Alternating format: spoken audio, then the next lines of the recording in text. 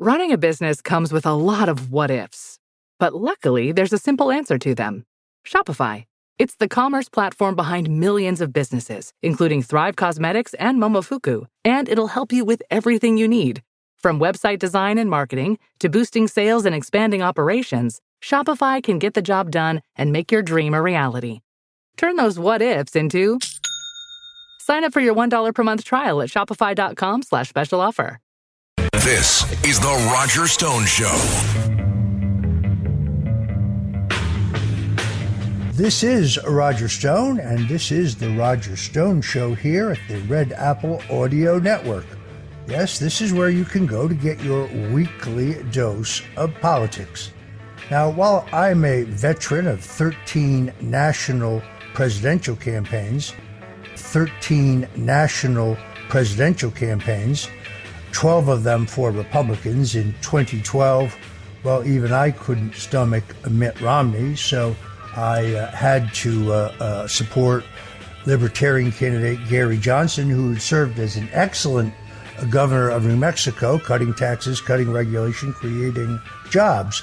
But people change. I was once just kind of a traditional conservative Republican, and sure, I have a sentimental attachment to the party of Lincoln, Eisenhower, Goldwater, and Reagan, but I came to the conclusion that the right-left divide in America, the conservative-liberal divide, yes, even the Republican-Democrat divide, well, it's a Hegelian device that they use to divide and distract the American people when, in fact, sadly, the country is run by a powerful clique of unelected elites. They have permanent positions in government, in our intelligence services, in our national security apparatus, in the think tanks, in the defense contractors. And that's who really runs the country. Donald Trump came along to challenge these people. He was an improbable candidate for president, and they never saw him coming. They underestimated him. Never underestimate the power of being underestimated, as I said in my book, Stone's Rules. Now, I've written books on the Clintons and the Bushes, both critical. So I think even despite my Republican heritage, I try to give it to you straight here on the Roger Stone Show. I try to give it to you unvarnished. I'm not here to be popular, but I am here to try to be interesting, informative, and accurate. 2013, I wrote my first book, The Man Who Killed Kennedy, The Case Against LBJ. It's about the Kennedy assassination. 6 publishers rejected this book, telling me that there would be no public interest. They were wrong. It became a New York Times best-selling book. Coming up, we're going to talk about Hunter Biden. He's been out of the news since his father was shunted aside. But Garrett Ziegler of the Marco Polo USA organization joins us next to talk about whether Hunter Biden will be held to the same legal standard as every other American. We'll be right back. This is The Roger Stone Show.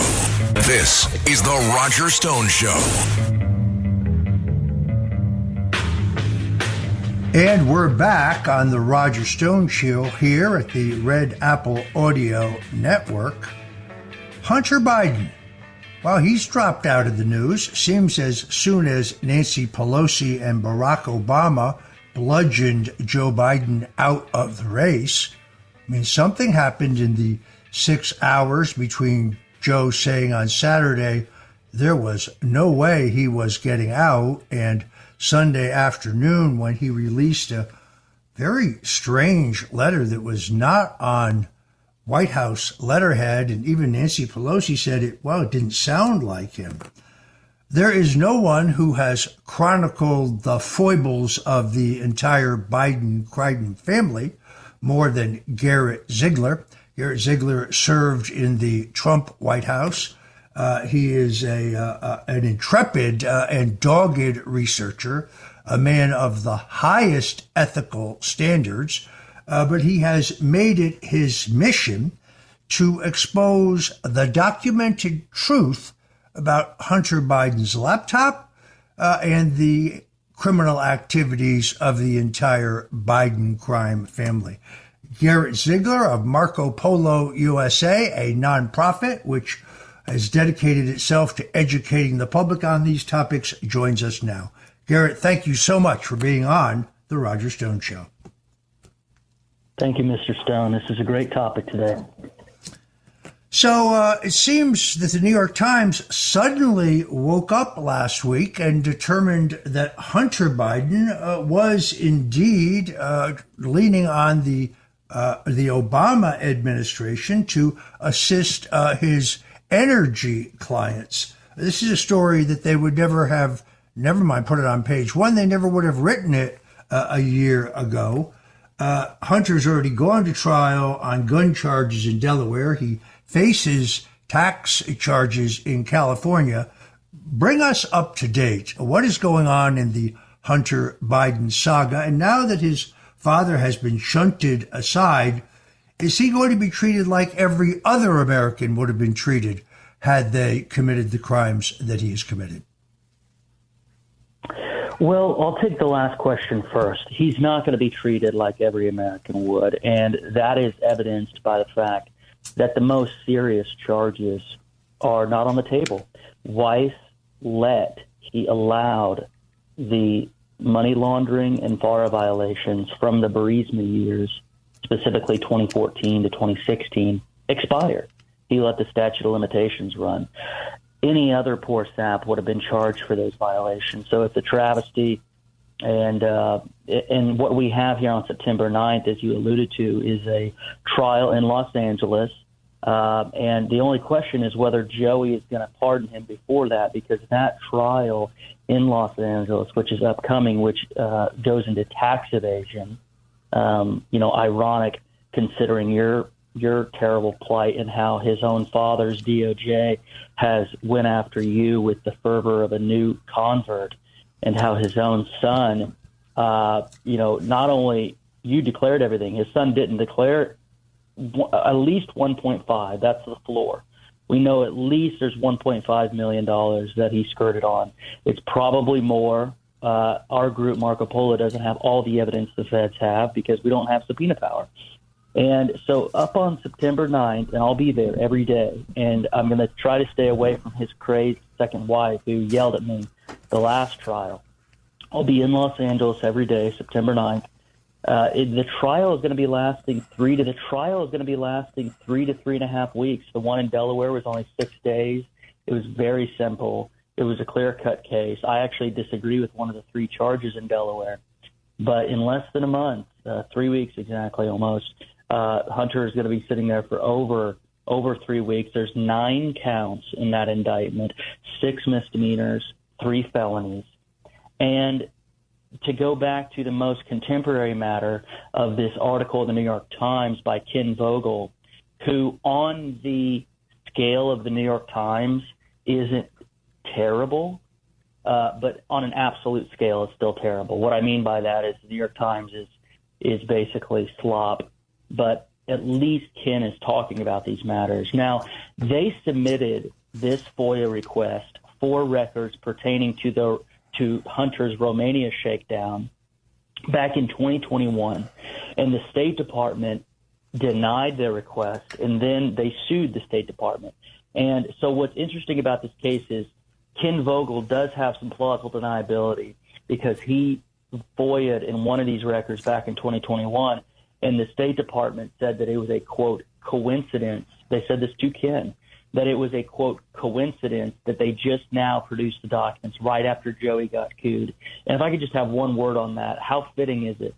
Joey, the puppet for 55 years, both in the U.S. Senate, VP slot, and presidency, he was thrown out like a puppet only can be. And so his exit out of American political life was ironically just how it came in.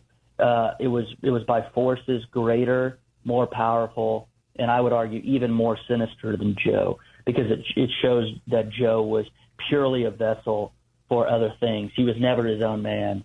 And that's really, in key ways, one of the most pathetic things that anybody could ever admit to, that they weren't their own man. And Joe basically, like you said, in that, my friend had a weird description of it, Roger. He said, imagine having to write your suicide note with a gun to your head.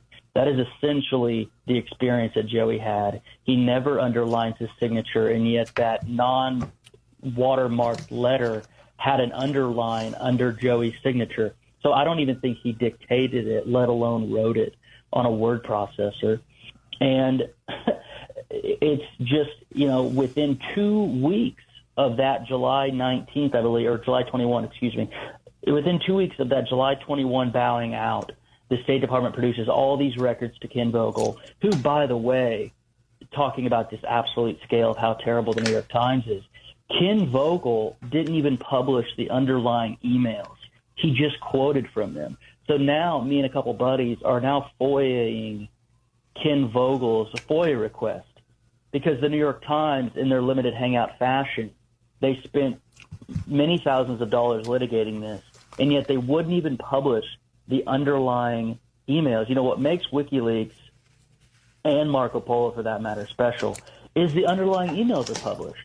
Anybody that's listening to this can go look up every email on the Biden laptop at bidenlaptopemails.com for free. We're being sued over it. We've had to pay $200,000 to attorneys just to prove our innocence in this in federal court.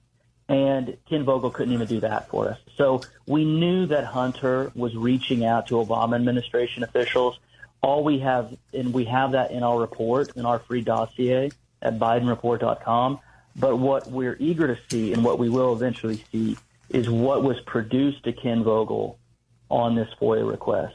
I know I touched on a lot of different things there, but, now that Joey has been cooed out and he's been thrown to the side of the road like an unwanted dog, it's going to be interesting whether the timing of this is what he wanted it to be. He wanted to have the election go through and then pardon Hunter, but the laundry is going to be so dirty and rancid over that 3-week period in September in Los Angeles that Hunter will probably be pleading for a pardon before that, because it'll be so uncomfortable for him.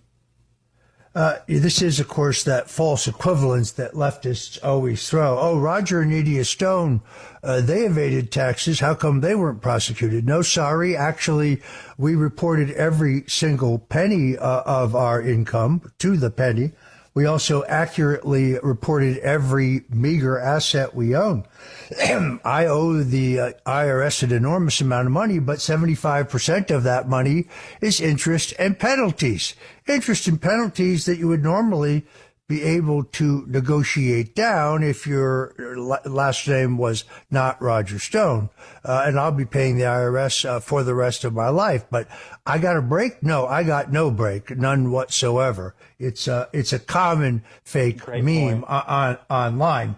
They, of course, the Bidens resent any questioning of their actions, any focus on them other than, this Kennedy-esque view they have of themselves, particularly Joe, who we both know has delusions of grandeur, an amazing ego, a hair-trigger temper, and he's extraordinarily stubborn. His attitude right now, he must be incredibly angry.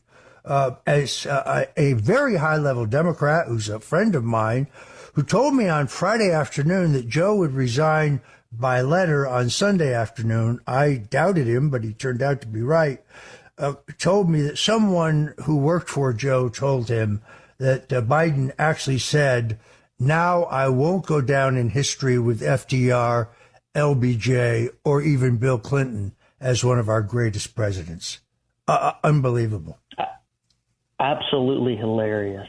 No, and part of Marco Polo's mission is to make sure that his legacy is even worse than Jimmy Carter's, and all we have to do to achieve that is tell the truth. Remember, Jimmy Carter at least built a couple houses after he bowed out and got his rear end crushed in the election of '81.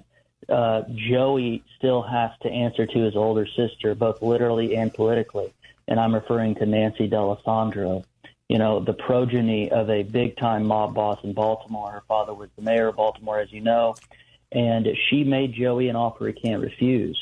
And a part of that golden handcuff, I bet, was a huge presidential library and Hunter taken care of. Hunter thinks that, Marco Polo is going to settle now. Joey getting cooed changes our mission zero, number one, because we're a C3, and number two, we can't let him get away with this. If we allow lawfare on the civil side to succeed and not fight, it will encourage more of the same behavior. Abby Lowell and these other satanic lawyers, for example, Mark Geragos was just retained by Hunter, and he will be the lead trial attorney on September 9th, the guy going back to the Clinton pardon scandal. So this assemblage of human beings that surround Hunter and Joe, like you said, they have delusions of grandeur. Nowhere in their calculus is the good of the country. Remember, when Joey gave the speech in the Oval, I think it was on the 24th, with Hunter and Jill and Ashley and her husband on paper sitting to the side, Joe said he talked about how personal ambition needed to play second fiddle, but he said that it plays second fiddle to party unity. He never talked about the good of the nation. It was always about uniting the Democrats. And I think I mentioned this yesterday, but there's a great film that it's called Margin Call. It's basically in my opinion, the higher IQ version of The Big Short. And in that, it basically depicts the fall of Lehman Brothers. And one of the people that was fired was so mad at Lehman Brothers that he was going to fight the firing of his job. And the guy said, hey, if you do that, they're going to fight you on your pension. They're going to fight you on your benefits. Your kids are going to have to, be taken out of private school. And I think that's what they did to Joey. Nancy, who's 2 years older than Joe, born in 1940, put an arm around his shoulder and said, in a way only an older sister can do, hey, if we've done this the easy way. We thought you were going to come to your senses. Now is the time to tighten the belt. And it's really pathetic. Folks, if you're just tuning in, this is the Roger Stone Show on the Red Apple Audio Network, and we're talking to Garrett Ziegler, the head of Marco Polo USA, a nonprofit organization dedicated to educating the American people about the real record of Joe Biden, Hunter Biden, and the Biden crime family. Don't go away, because we'll be right back with more of Garrett Ziegler.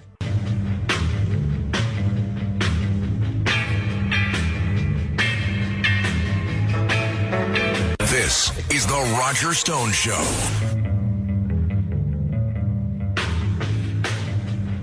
And we're back. This is the Roger Stone Show on the Red Apple Audio Network. And today I'm privileged to have with me my guest, Garrett Ziegler. He is the head honcho at Marco Polo USA, which is a nonprofit organization dedicated to educating the American people about the actual record of Joe Biden, Hunter Biden, and the Biden family. You can go to marcopolousa.org, and you can, for absolutely free, download all of Hunter Biden's laptop material, which has been carefully curated and annotated. There's no editorial opinion here, but it will help you understand who the players are. You can also, I believe, order a printed copy of it. This is a Herculean task of going through all of this stuff and making it understanding. Don't worry, folks. The more pornographic images have been blurred, so just in case you leave it around the house, you don't want your children looking at this, but there's some very nasty stuff in here. I'm not really interested in his personal sexual exploits. None of that interests me. I'm interested in his violation of the public trust. I saw my friend of many years, Paul Manafort, go to prison, actually put in solitary confinement for violating the Foreign Agents Registration Act, which is required when you represent a foreign government, even though he never lobbied any American officials. He hired Tony Podesta to do that job for Ukraine, but of course Podesta didn't file either, yet he, of course, was not prosecuted. Garrett Ziegler, let's continue. I know that they have gone, they being the Bidens and sugar daddy Kevin Morris, who at one point came up with this convoluted scheme about how the laptop went to this guy and that guy, and he gave it to Roger Stone, who gave it to Tyler Nixon, who gave it to Garrett Ziegler. All fiction, by the way. Everything I know about Hunter Biden's laptop, I either read at the New York Post, at Breitbart News, or at MarcoPoloUSA.org. So they have gone to great lengths to try to silence you. And you're a fighter. I know you will never quit, but tell us about that struggle. It has been a struggle because we're a very small nonprofit, and they know that. Their goal is to have a war of attrition, and it's a great double standard that you brought up with Paul. I mean, what a catastrophe. We actually talk about that for a couple paragraphs in our report, that what they did to Paul was so egregious, because at that very same time, at the same time that Paul was being arrested, that's when several of these deals were being consummated with the Chi-Coms and with the Romanians. And I urge everybody, if they want to follow along while listening to this, to just go to BidenReport.com and start on 177. That's the Romania scam. It even involves the former Democrat FBI director, Louis Freeh, the former SDNY judge who Clinton nominated to head his FBI. All of these people are mad at me and mad at our group because, like you said, we've exposed them, and absent a raid on my house and criminal penalties, the most they can do is file frivolous, spurious lawsuits and make us spend $300,000 to prove our innocence. So if anybody wants to help or read the dockets in our case, the sugar daddy, Kevin Morris, who you alluded to, sued us in April of 2023 for doxing. We won a portion of that case, and so now he's appealing to the California appellate system. And then Hunter sued us in September of 2023 in federal court for fighting two simultaneous lawsuits.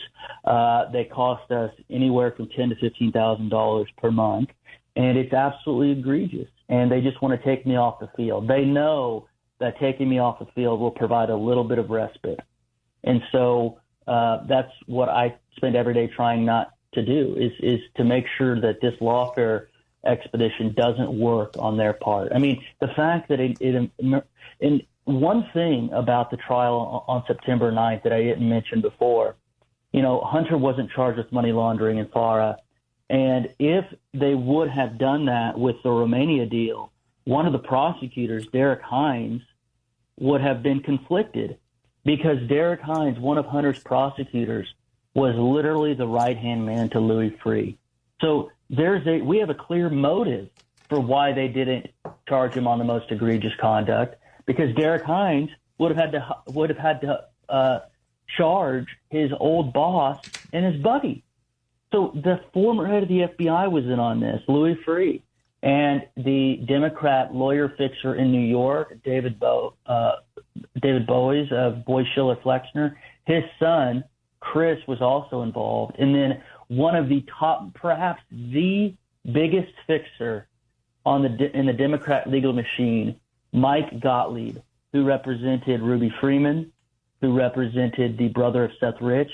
He was involved when he was at Boies Schiller. And now Mike Gottlieb is trying to shake down Rudy for all he's worth as the lawyer for Ruby Freeman. So it's all disgusting. This report is totally airtight. They would have sued us for defamation if we did anything wrong. Like you said, there's no editorializing. It's conservative in its presentation. We put adverbs if there's, if we don't have paper for something, we say likely or probably. We're very careful not to have any any retractions. And in 3 years, Roger, we've not had to retract a single thing we've put out. And so if I'm listening at home, and there's a good chance people have never heard about me, because we're nationally known, but only in certain circles. We haven't reached the mainstream. I'm the first to tell people that.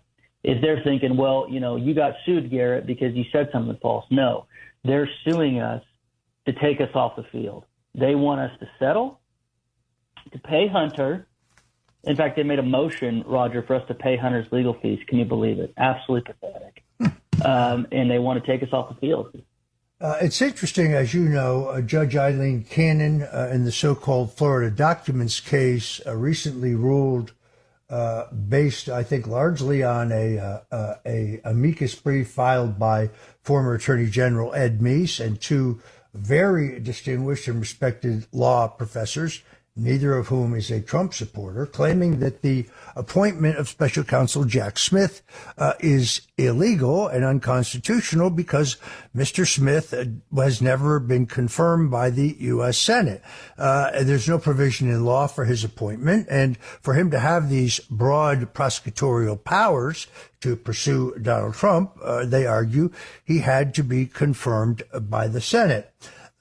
Hunter Biden's lawyers have now tried to raise these questions regarding the special counsel since David Weiss is the special counsel in his case. And they say, well, that Weiss didn't file the latter, the most recent charges against Hunter until he was special counsel.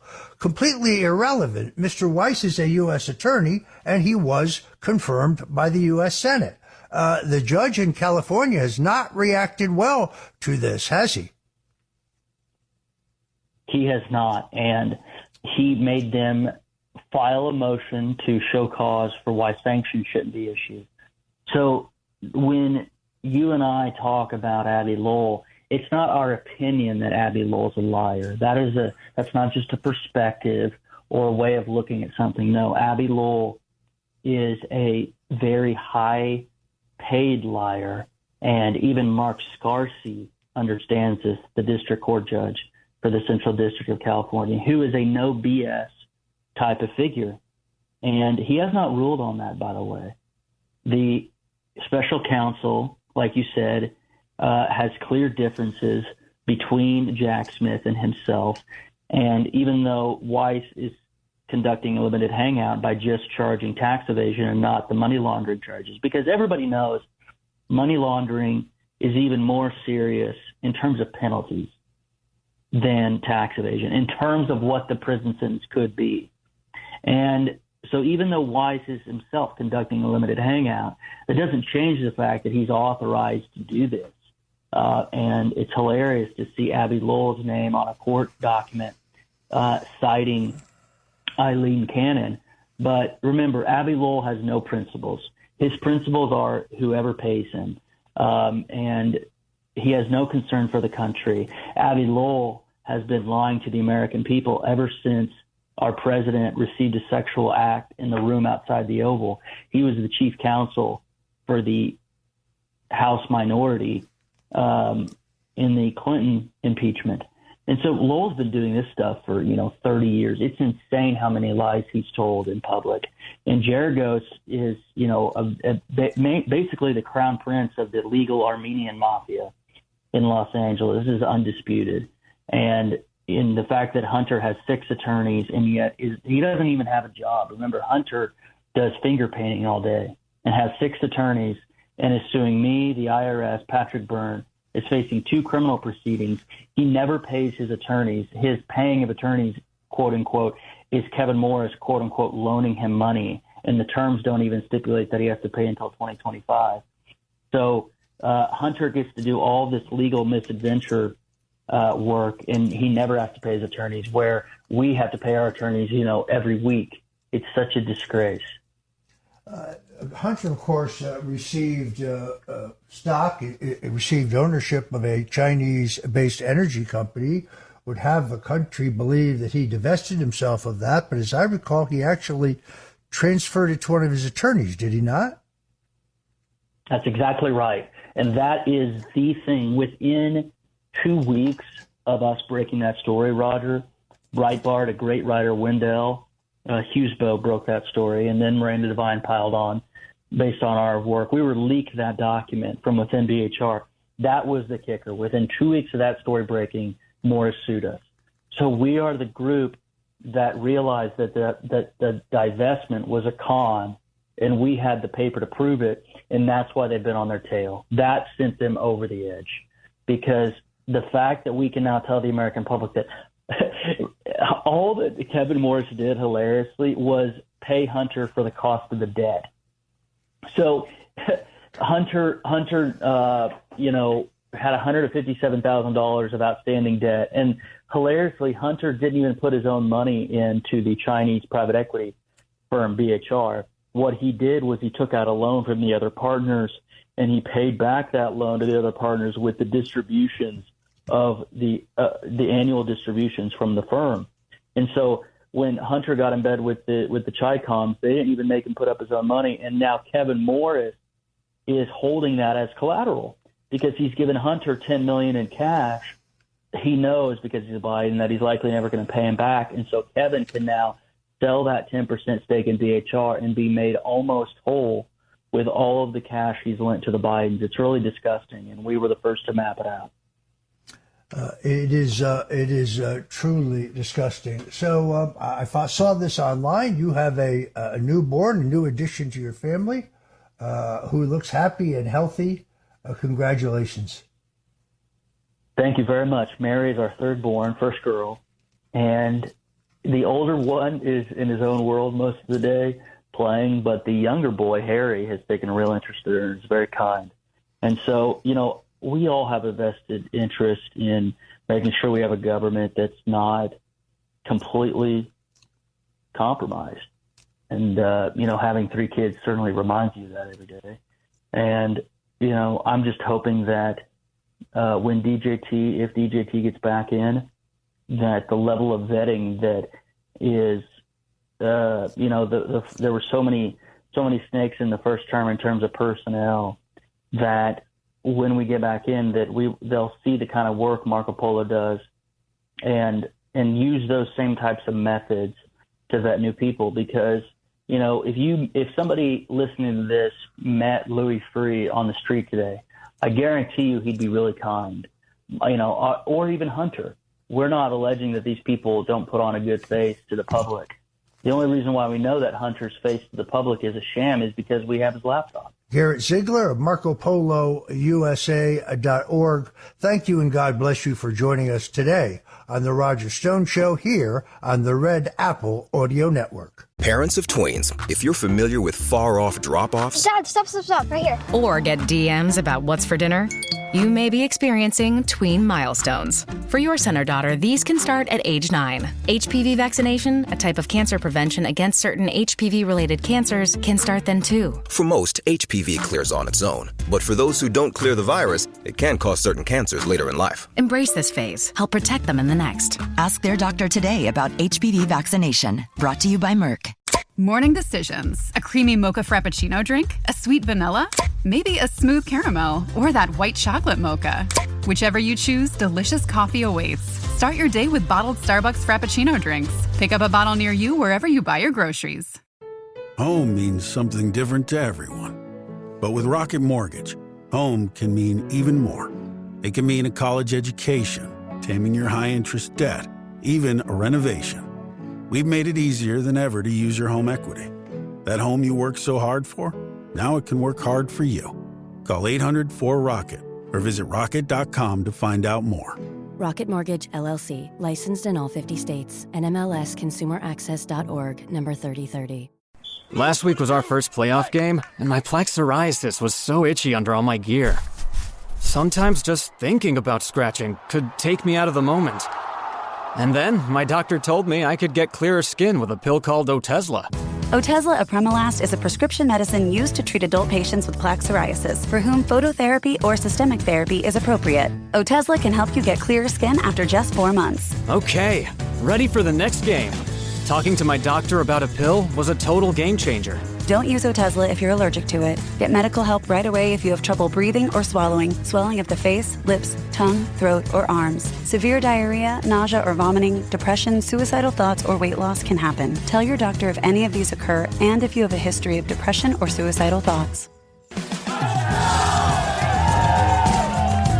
Live in the moment. Ask your doctor about Otezla. Call 1-844-4-OTEZLA or visit Otezla.com for prescribing info about cost, and more. This is The Roger Stone Show.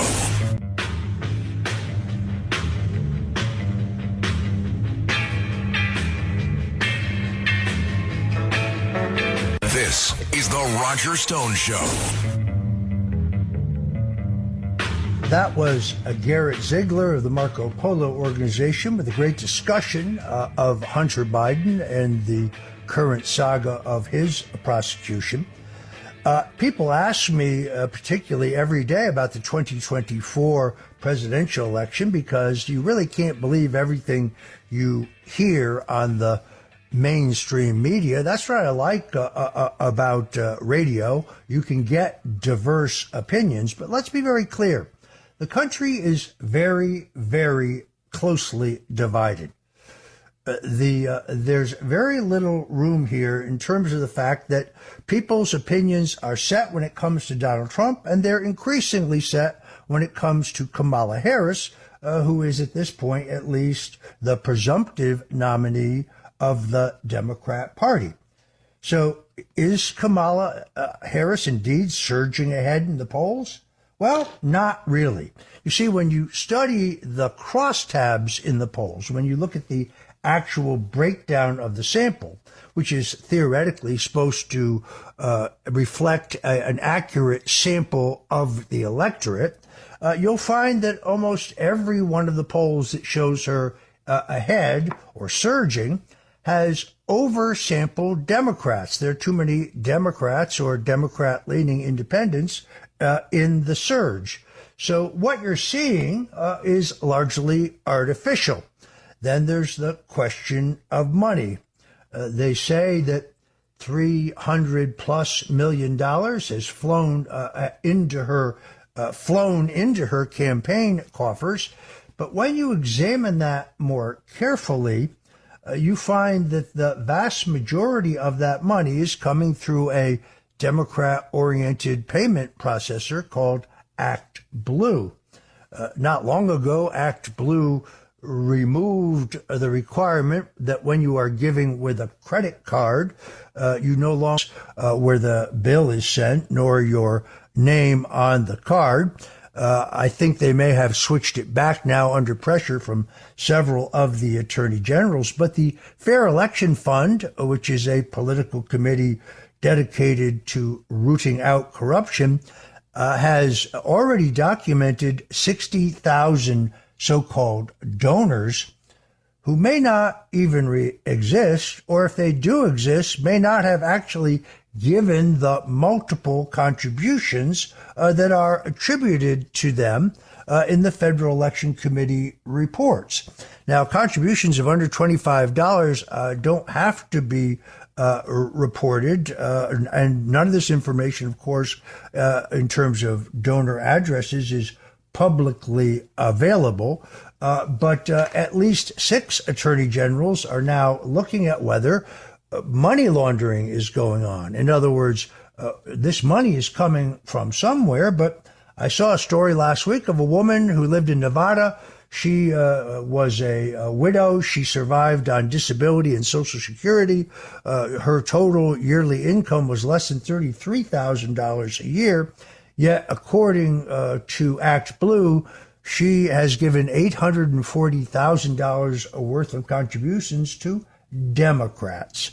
Yeah, it's hard to believe. And then there's the huge crowds who aren't showing up for Kamala Harris. Yes, the trained eye can see that many of the images being released by her supporters, if not her campaign, reflecting these enormous crowds, were in fact designed with artificial intelligence.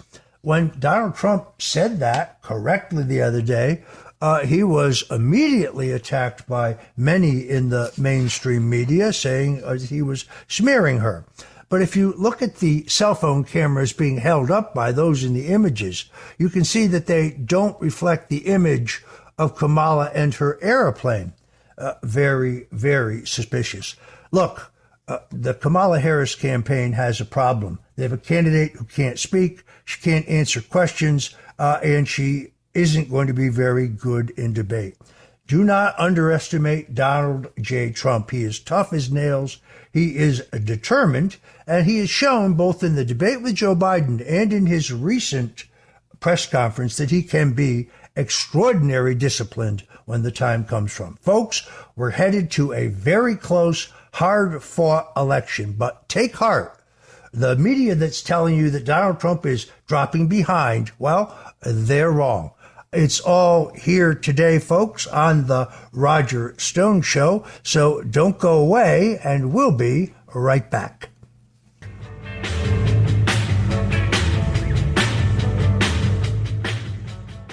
This is the Roger Stone Show on 77 WABC. A man who's gone through hell, but he's kept going, and he's smart, and he's strong, and people love him. Not everybody, but people love him and respect him. Roger Stone. Now, here's Roger Stone. Welcome. I'm Roger Stone, your genial host here at the Roger Stone Show. And we're on the most dynamic, powerful, and influential AM radio station in the United States, 77 WABC.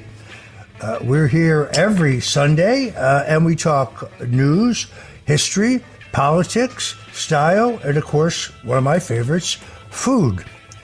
Now, once again, I found myself clickbait on the internet this week when, a couple months ago, I was contacted by Microsoft, who told me that an old email account, actually it was a Hotmail account that I still had that was active but unused, had been, using their words, compromised, they told me, by Iranian intelligence.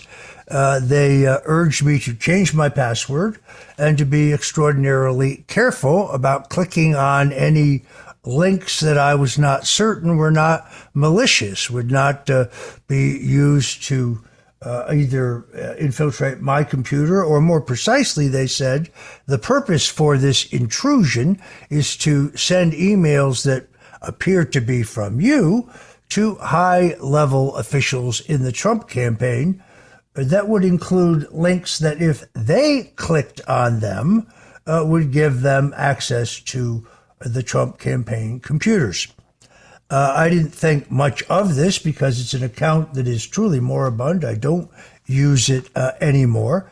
And then I read a story in Fox where the FBI announced that the Iranians had an active plan to infiltrate and interfere with President Donald Trump's campaign for president. I saw some connection between the two.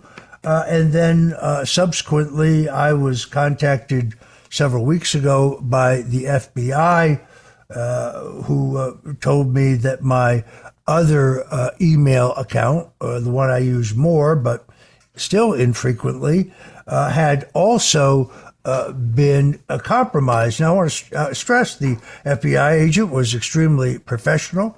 He told me that this intrusion was by a foreign actor. He did not specifically name the Iranians, but I read the subsequent stories. Here's what I can tell you. I don't believe that I was ever phished. There's no evidence of what they call phishing, which is to send you a bogus email to induce you to click on a link that allows them to manipulate your email and your computer. Nor do I think I passed on any phishing emails from either account. If it's true, I can find no evidence of that. On the other hand, both the executive with Microsoft and the agent from the FBI cautioned me that those who were seeking to infiltrate my email were extremely clever, were extremely technologically sophisticated.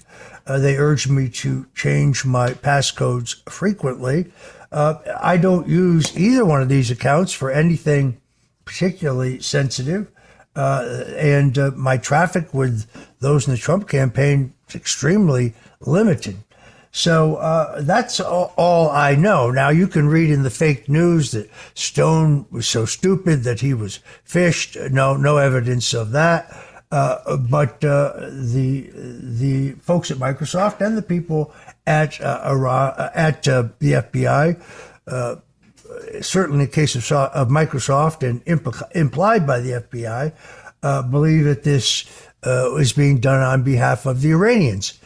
On a certain level, that makes a lot of sense. I mean, as president, Donald Trump placed harsh sanctions on Iran to essentially ward off their development of nuclear weapons, as well as cutting off their financing for Hamas and Hezbollah and those who would and did attack Israel.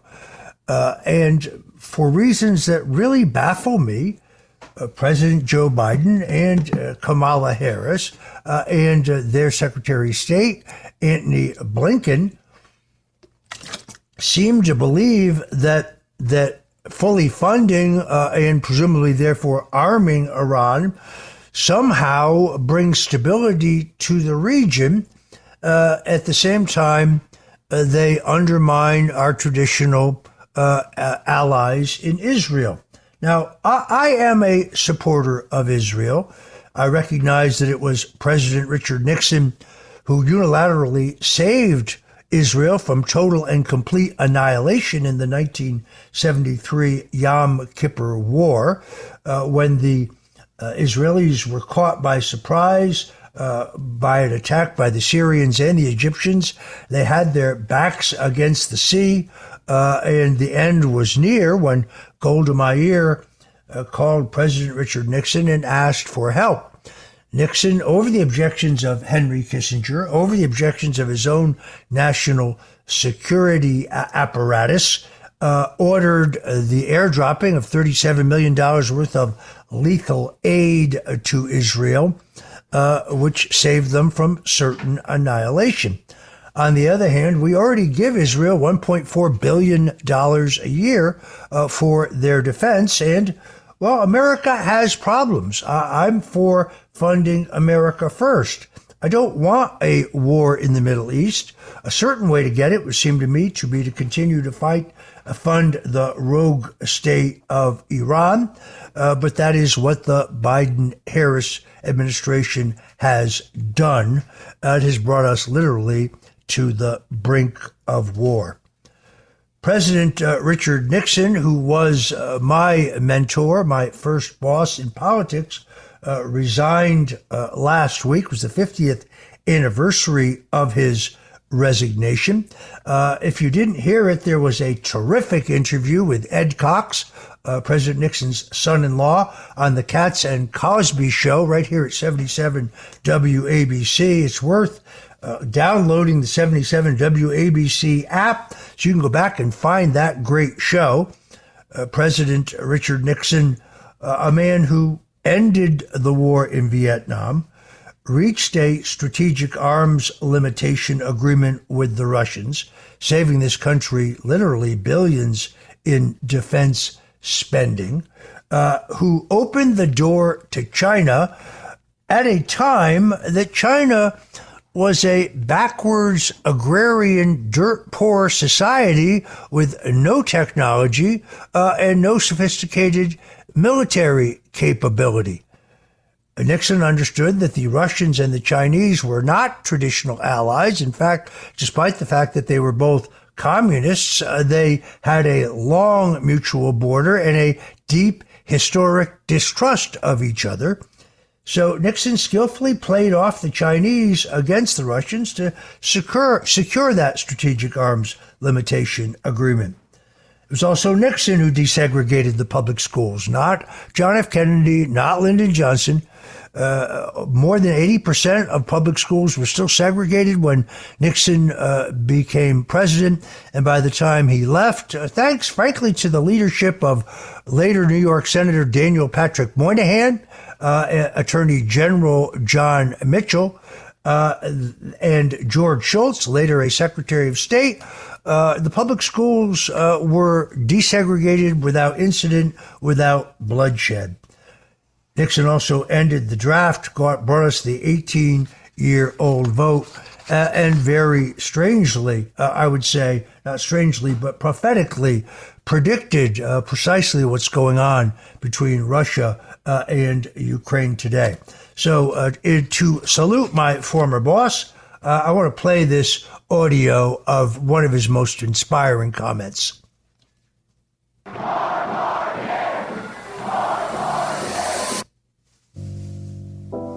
greatness comes not when things go always good for you, but the greatness comes and you're really tested when you take some knocks, some disappointments, when sadness comes. Because only if you've been in the deepest valley can you ever know how magnificent it is to be on the highest mountain. My first boss in American politics, Richard Nixon, resigned 50 years ago last week. We now know so much more about Watergate. We talked about it last weekend. The Central Intelligence Agency, fully aware of the plans to break into the Watergate Hotel, infiltrate the burglar team. They are purposely arrested Judge John Sirica, who gets this great reputation as honest John Sirica, meeting ex parte with the Watergate prosecutors without the knowledge of the Watergate burglars' attorneys, for which today he would be removed from the bench and disbarred. The continued lies of whistleblower John Dean, who is the man who, in fact, planned, pushed, covered up, and lied to Richard Nixon about the Watergate break-in. It is a bittersweet time for me last week, but I wanted to play that clip. The thing that most folks want to talk to me about is this ongoing presidential race and what is actually happening. I believe that we are being subjected to a mass media psyop in which polling is being manipulated in such a way to oversample Democrats, to manipulate the results and create the impression that Kamala Harris, who is yet to do a press conference, who is yet to do an in-depth interview, who is yet to say anything really of substance, certainly nothing where she isn't just reading off a teleprompter, to give us the impression that she's somehow surging in the polls. Not the polls that I believe. Now, any poll can be manipulated through manipulation of the sample. So, for example, sampling more Democrats than a representative sample should include. The actual wording of the questions is yet another way that a poll can be manipulated, as well as the order of the questions, the order that they are asked. If you test potentially negative themes or messages about a candidate prior to testing the horse race, the ballot, well, you're going to cook the results of that poll. But the polls that I do respect show that Donald Trump continues to maintain essentially the same narrow lead that he had over Joe Biden.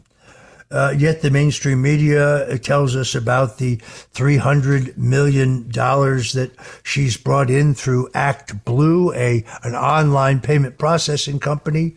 We're going to be talking later in the show about that. I think millions of those dollars are money laundered. They're not real. There is an organization, the Election Committee, that has found I believe 60,000 of those donations. It's called the Fair Election Fund, examining at least 60,000 of the donations, finding out that they're not real. The people who gave them either don't exist or they have no memory or record of having given them. This is the tip of the iceberg. There's at least 6 attorney generals now looking at this very question.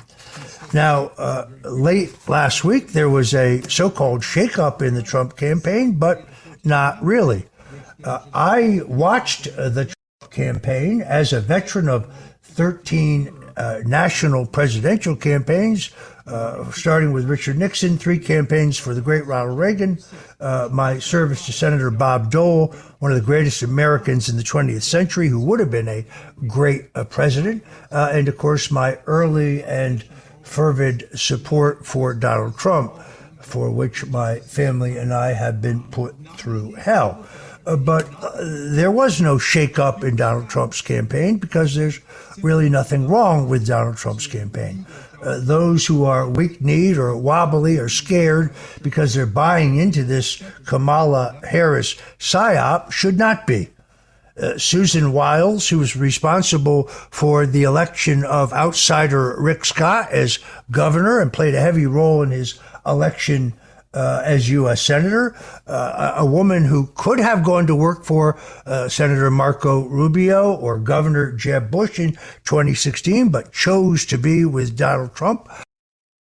One of the most capable women that I know with a long track record of victory. Plus, the president trusts her.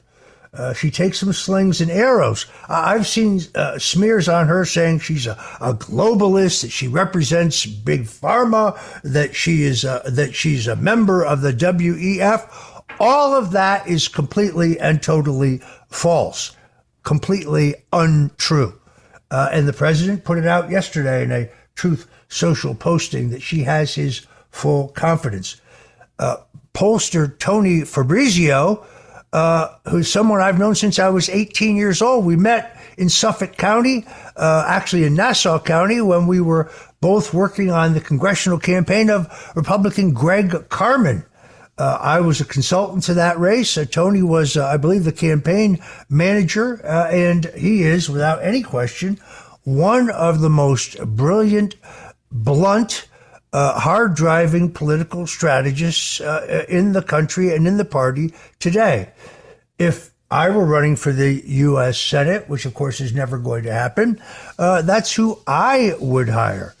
He is nothing short of brilliant, and he understands the electorate. He understands how to not just take a poll, which is a black and white document, but translate it into action, translated into tactics, themes, and messages. Lastly, Chris LaCivita, who I know from Virginia.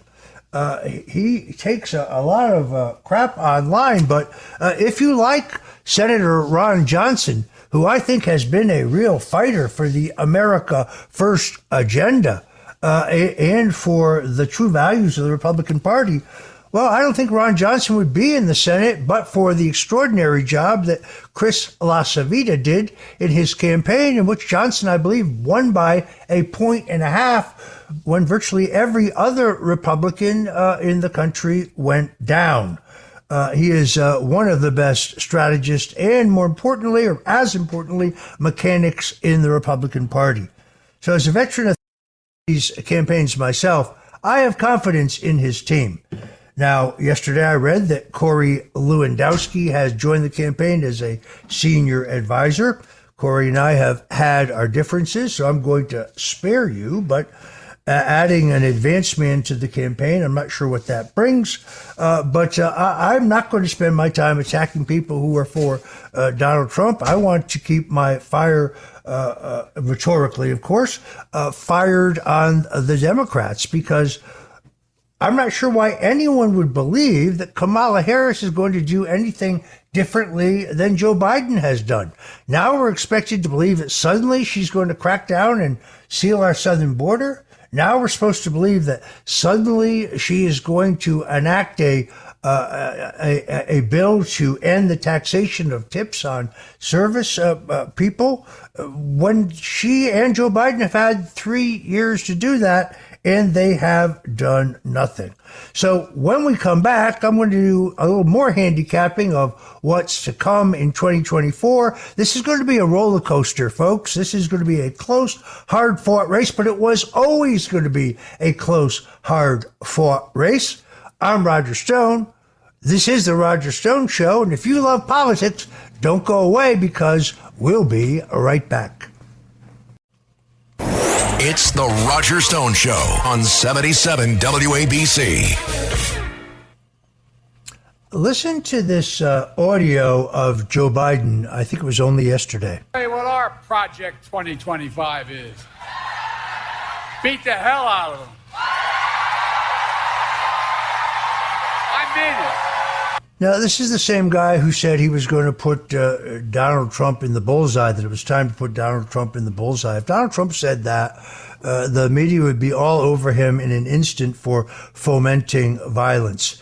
I have a serious question about whether the Democrats are really committed to the peaceful transfer of power if Donald Trump is elected. Congressman Jamie Raskin actually said it the other day. He said, no, it calls on us in Congress. If Trump is elected, we're going to have to reject that on the basis of his violation of the 14th Amendment, Section 3, which, of course, no U.S. court has charged or convicted Donald Trump of violating. He said that the Trump supporters are going to have to be dealt with. I'm not sure what that means, but sounds like a threat of violence to me. Joe Biden also chimed in on this. Here's what Joe Biden had to say. Are you confident that there will be a peaceful transfer of power in January 2025? If Trump wins, no, I'm not confident at all. There it is, folks. Now, in all fairness, Joe then corrected himself and said, no, he meant that if Trump lost, he wasn't confident. But I think he blurted out the truth, as people in his condition often do. You have this active group out of Georgetown University headed by Mary McCord. They're already actively talking about denying certification of Donald Trump's election if he wins, which ironically is, of course, what today they're saying is a crime that Donald Trump engaged in. I guess it wouldn't be a crime if they did it. Folks, I pray very hard for our nation. This race is one in which both Donald Trump and Kamala Harris have enormous assets. Kamala Harris has fundamental problems that I think are obvious. Her party is divided over the situation in the Middle East in a manner that has not divided that party since the 1968 convention and the Vietnam War. And they have a convention. And we do not know if that convention will have the kind of violent protests we saw in Chicago. We pray not, but based on what we've seen in New York City, it actually seems likely. And that will affect the race. You also have these debates. It now appears that President Trump and Vice President Kamala Harris have agreed to 2 debates. The idea of Kamala Harris saying Donald Trump is afraid to debate is ridiculous, because Donald Trump is afraid, after 45 years of knowing him as a friend, he is afraid of nothing. You have legitimate questions about election integrity, but I do think the Republicans will be prepared to use every legal and technical tool that is legal to ensure that we have honest elections, including poll watchers, which we did not have in many locations, as well as having their lawyers fully versed in the law. And when I said that, the Republicans need to have the home number of the judges, that's because every federal circuit has what is called a duty judge. That's a federal judge who is designated to receive emergency motion filings when the court is closed. Headline: Roger Stone says Trump has judges in his pocket. Not even remotely, of course, what I said. It is going to be down to the wire, and anyone who doesn't recognize that making an extraordinary mistake. Breaking news: Tulsi Gabbard, who was a Democrat candidate for president, former 4-term Congresswoman from Hawaii, currently a lieutenant colonel in the U.S. Army Reserve, who served her country in combat in both Iraq and Kuwait. Turns out, after she criticized Vice President Kamala Harris in July, she was, according to whistleblowers, placed on a secret domestic terrorist watch list, and actual physical surveillance of this former Congresswoman began. If that isn't political targeting, I really don't know what is. But Tulsi Gabbard was at Mar-a-Lago on August 13th, and she's going to be helping Donald Trump with his debate preparation, which is great news because she destroyed Kamala Harris in a 2020 Democrat debate. Coming up on our show today, Colonel Douglas Macgregor, distinguished expert on warfare and our military, joins to tell us about the perils of war the country faces in both the Russian and Ukraine's situation, as well as Mike Crispi, a Trump delegate to the recent Republican National Convention, but also a board member of the Italian American Civil Rights League. Mike and that organization are very upset that vice presidential candidate Walz allowed terrorists to desecrate and then destroy the statue of Christopher Columbus that was outside the Minnesota state capitol, and then he refused to replace the statue after it was destroyed. And then finally, New York City police officer Salvatore Greco, with a 14-year record of distinguished service to the people of New York, joins to talk about the latest in the corruption investigations into Mayor Eric Adams. It's all here today, folks, on the Roger Stone Show. So don't go away, and we'll be right back. This episode is brought to you by Netflix. 3 couples, 4 vacations, a lot to unpack. Watch The 4 Seasons, a new series starring comedy favorites Tina Fey, Steve Carell, Will Forte, Coleman Domingo, and more in a hilarious and heartfelt love letter to long-term relationships. Based on the original Alan Alda film. Watch The 4 Seasons, streaming now only on Netflix. Halliday presents, in the red corner, the undisputed, undefeated Weed Whacker Guy. Champion of hurling grass and pollen everywhere. And in the blue corner, the challenger, extra strength Halliday. Eye drops that work all day to prevent the release of histamines that cause itchy allergy eyes. And the winner by knockout is Halliday. Halliday, bring it on. At Sephora, we've got what you want because you're obsessed with your skin and we're obsessed with what it needs. Sephora has the best products to help you get beautiful, glowing, radiant skin. With an extensive, inclusive range of results-driven formulas and in-store beauty advisors to help you find exactly which are right for you, the best skincare is only at Sephora. Sephora, for all your skincare. Richard Nixon. Well, I'm not a crook. Ronald Reagan. Tear down this wall. George W. Bush. I can hear you. The rest of the world hears you. And Donald Trump. And a friend of mine for a long time, he only likes politics. If you ask him about how are the Yankees doing, he has no interest. If you ask him almost anything, he likes politics, and he's a professional at the highest level. Roger Stone. All of these presidents relied on one man to secure their seat in the Oval Office. That man is Roger Stone. This is the Roger Stone Show on 77 WABC. Welcome back. I'm Roger Stone, and this is the Roger Stone Show at 77 WABC. We are the crown jewel of talk radio, the most influential and powerful AM radio station in the world. And I am honored to have as my next guest Colonel Douglas Macgregor. Colonel Macgregor is a decorated combat veteran, author of 5 books. He has a PhD and is recognized as a defense and foreign policy expert and consultant. Colonel Macgregor was commissioned in the regular Army in 1976 after 1 year at VMI and 4 years at West Point. He retired with the rank of colonel. In 2020, President Donald Trump appointed Macgregor to serve as senior advisor to the Secretary of Defense. He held until the time that President Trump left office. Doug Macgregor is a man who knows how to make war. He has a distinguished combat record of leading men in war.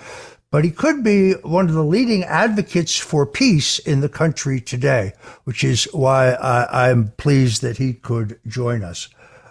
Colonel Macgregor, welcome to the Roger Stone Show. Oh, thanks for inviting me, Roger. So we get this constant flow of news that tells us that the Ukrainians have attacked deep inside Russia, continuing to give us the impression that somehow Ukraine is winning this conflict, or that the billions that we have sent there are actually having the desired, at least public relations related effect. Can you tell us what is really going on in the conflict between Russia and Ukraine? Sure. And I think this incident is important, but not for the reasons that people are hearing on the news. For several months, it sounds like the British and the Americans working with the Ukrainians planned this operation, and they moved across the border with Russia into an area where almost nobody lives. I mean, it's very, very desolate. Lots of forests, rivers, brooks, very different from what people imagine. And ultimately, they moved an estimated 12,500 troops in. And of course, this was an area far from the scene of battle. It was something that the Russians probably anticipated, but didn't bother committing forces to defend it. Which was probably an error, but this is an area the size of Texas, Roger. You've only got 700,000 Russian troops. They can only be in so many places at once. So they managed to penetrate. They got in there. They've now lost about 3,000 dead. There are perhaps 7,000 or 8,000 men left. 2,000 of the troops that went in with the Ukrainians appear to be British and American. Whether they're mercenaries in Ukrainian uniform or not, I don't know, but we have lots of English speakers on the radio. The Russians have now surrounded them, cut them off so they can't escape back into Ukraine. The Russians have lost about 300 killed, maybe 200 or 300 wounded, and they are now systematically annihilating what remains in what we would call a pocket. And it's a pretty gruesome outcome. But this has changed the game for Moscow. And I think what we're going to see now is a tremendous counterstrike that's probably going to go to Kiev.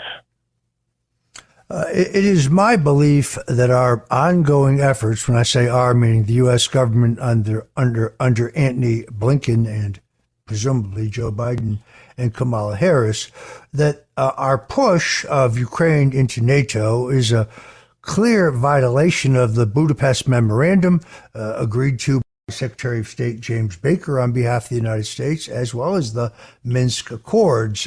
Based on my reading, when East and West Germany were united and the Russians agreed to that, we agreed not to push Ukraine, to use his exact wording, 1 inch closer to Russia.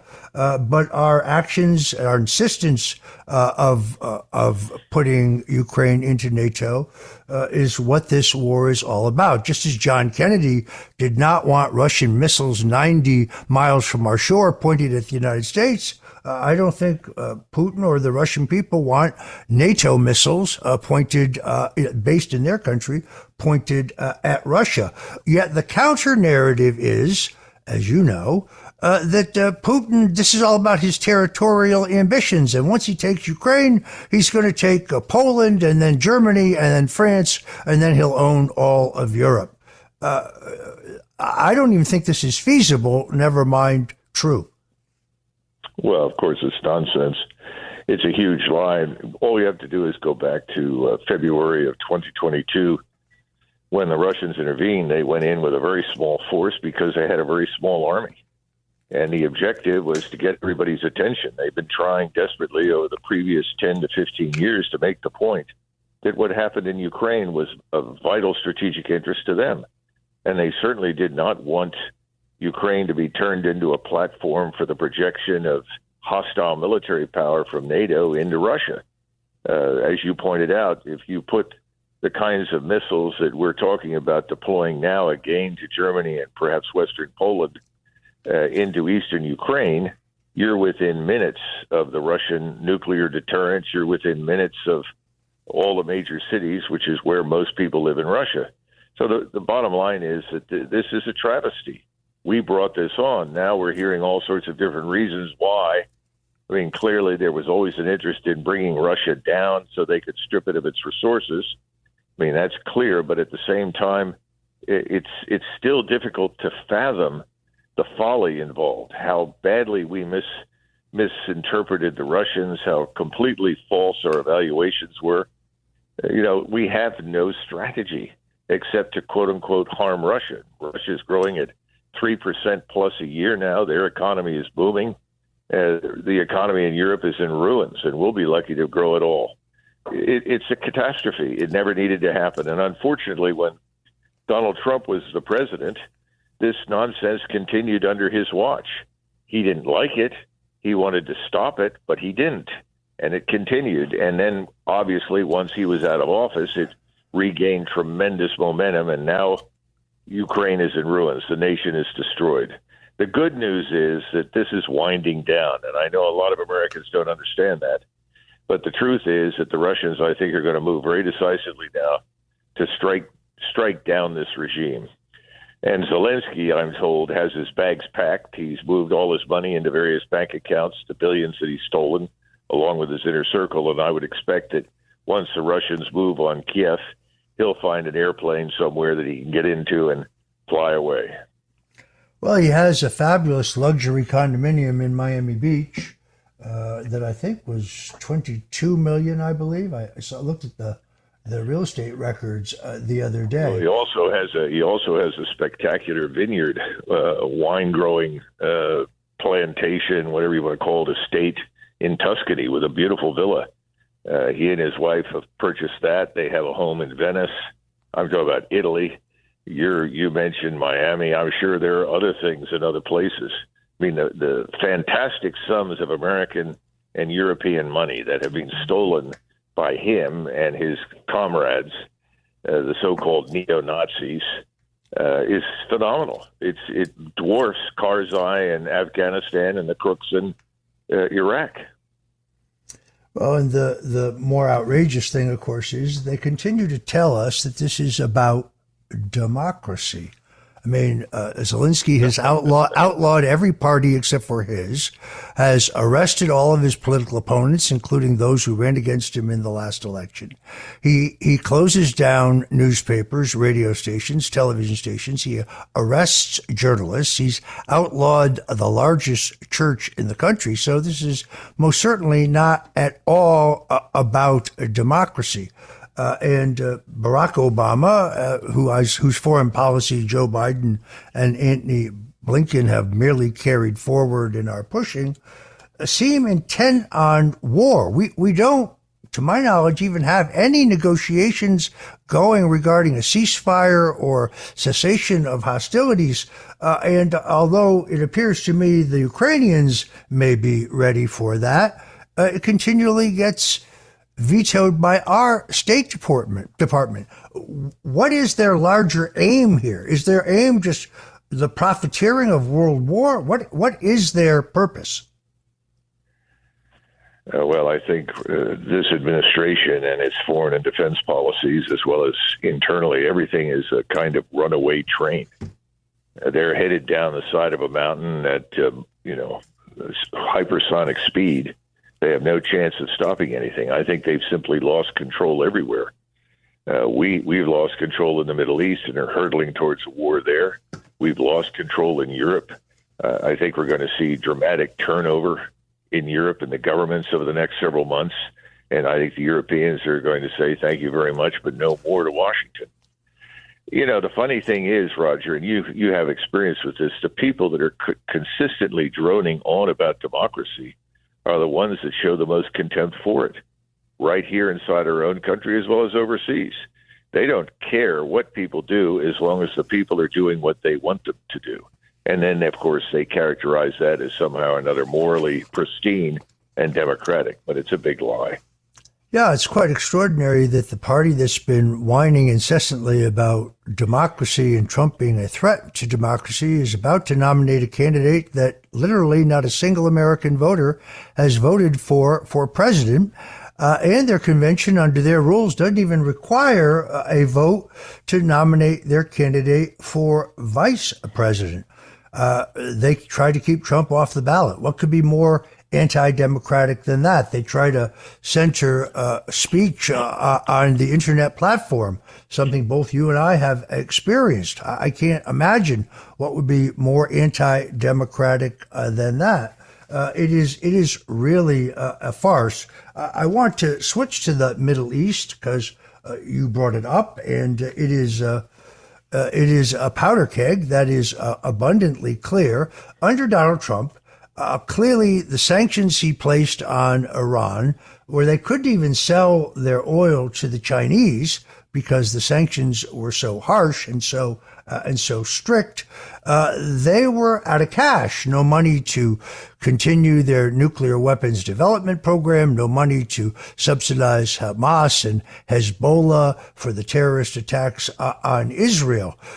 Joe Biden really, again, carrying out the policies of Barack Obama, decides to not only cancel those sanctions, but to unfreeze more than $100 billion in assets for Iran. Before they get the money, the Iranians, of course, say they'll only use it for humanitarian purposes. And after they get the money, they say, well, this is our money. We can do anything we want with it. I don't understand the philosophy here.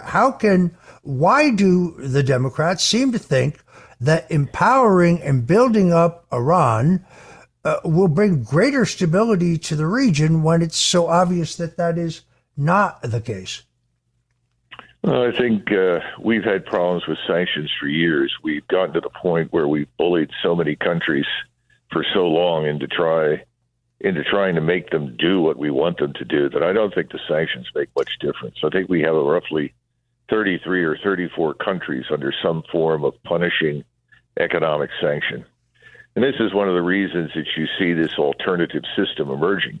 This thing we call the BRICS originally was Britain, India, South Africa, Russia, and so forth. Now it's going to include Saudi Arabia, Iran, Turkey. There are 84 countries waiting to join it. By the time they're through, out of the 132 nation states on the planet Earth, I think all but about 30 or 40 will be members of it. I think our policies have all backfired on us. We have become a pariah state. People are tired of us. And now, unfortunately, our destiny is in the hands of this man, Netanyahu. We've made the very dangerous decision to unconditionally support him and do whatever he wants. And we're being dragged into what arguably looks like a regional war with global implications, because the Russians and the Chinese will not sit still while we pulverize Iran. On the contrary, the Chinese have called the Iranians and made it very clear they will not allow their sovereignty to be destroyed, because if you close down the Straits of Hormuz, if you destroy the oil terminals in Iran and potentially in Iraq, you're looking at $12 a gallon for gas. And you're looking at the potential crash of our financial system, the disruption of the whole world economy. So this administration has gone beyond anything anybody ever has done in the past in that region, in Europe, and everywhere. They have essentially fomented war and destruction at every turn, and they don't know what else to do, and they're afraid to back out, because if they back out, they'll have to admit what they've done. And that's an impossibility in Washington. You know that, Roger. Nobody ever says, gee, I'm sorry, I made a mistake. It's clear, though, that public support for the war in Ukraine specifically is wearing thin. I mean, I study an enormous amount of public opinion research every day, polling. I check the samples and the methodology before I spend the rest of my time reading it. But there really is no appetite among the American people to continue to subsidize a war in Ukraine when we have many, many horrific problems in our own country. And just like with the Vietnam War, once the American people began to realize that we were not winning and we were not going to win, and public support for the war collapsed, it was really incumbent on President Richard Nixon to win the war, to end the war. He really had to end the war. He did so on a faster time frame than the Pentagon and the defense contractors wanted, but he still ended the war. The American people here, I think, have hit their saturation point in terms of shipping dollars abroad. Do you also see this collapse among the American people for this continued foreign adventurism? I think we're close to it, but I think the larger issue for most Americans are the open borders, the rising criminality, inflation. You know, your 30-year mortgage is over 7%. I mean, the country is in free fall, both financially and economically. That's what concerns Americans. They're not watching very carefully what goes on overseas because they think war is something that happens on somebody else's soil. Well, I think if we're fortunate, this thing in Ukraine will wind down, and I think it will, but the war in the Middle East won't. And that war could visit us here inside the United States. Once Americans figure that out, I'm sure it'll be over. But at the moment, there's nothing to restrain anyone from doing anything that is dangerous and stupid. I hate to be blunt, but that's the situation at the moment. That is, in fact, really sobering. As you know, there's a disproportionate number of single military age men, particularly a large number of Chinese, but also those from the Middle East pouring across our border. Robert F. Kennedy, who's an independent candidate for president, says that he does not think that China is a military threat to our country. I'm not sure he's right about that. If you're just tuning in, folks, we're talking to Colonel Douglas Macgregor, widely recognized as an expert on defense and foreign policy with a distinguished record of service to his country. And if you'll stick with us here at 77 WABC and the Roger Stone Show, well, we'll be right back with Colonel Macgregor. We will continue to focus on whether this country is indeed hurtling towards war. It's the Roger Stone Show on 77 WABC. Welcome back. We're here with our special guest, Colonel Douglas Macgregor. Colonel Macgregor is widely known in the United States, Europe, Israel, Russia, China, and even Korea for his bold leadership in the Battle of 73 Easting, which still is the U.S. Army's largest tank battle since World War II. So he's a warrior, but he's a warrior who has dedicated himself to talking about peace and how we can achieve peace, at the same time being very realistic about the dangers of war. And we are privileged to have him with us today. Colonel Macgregor, the state of America's military is something that concerns me.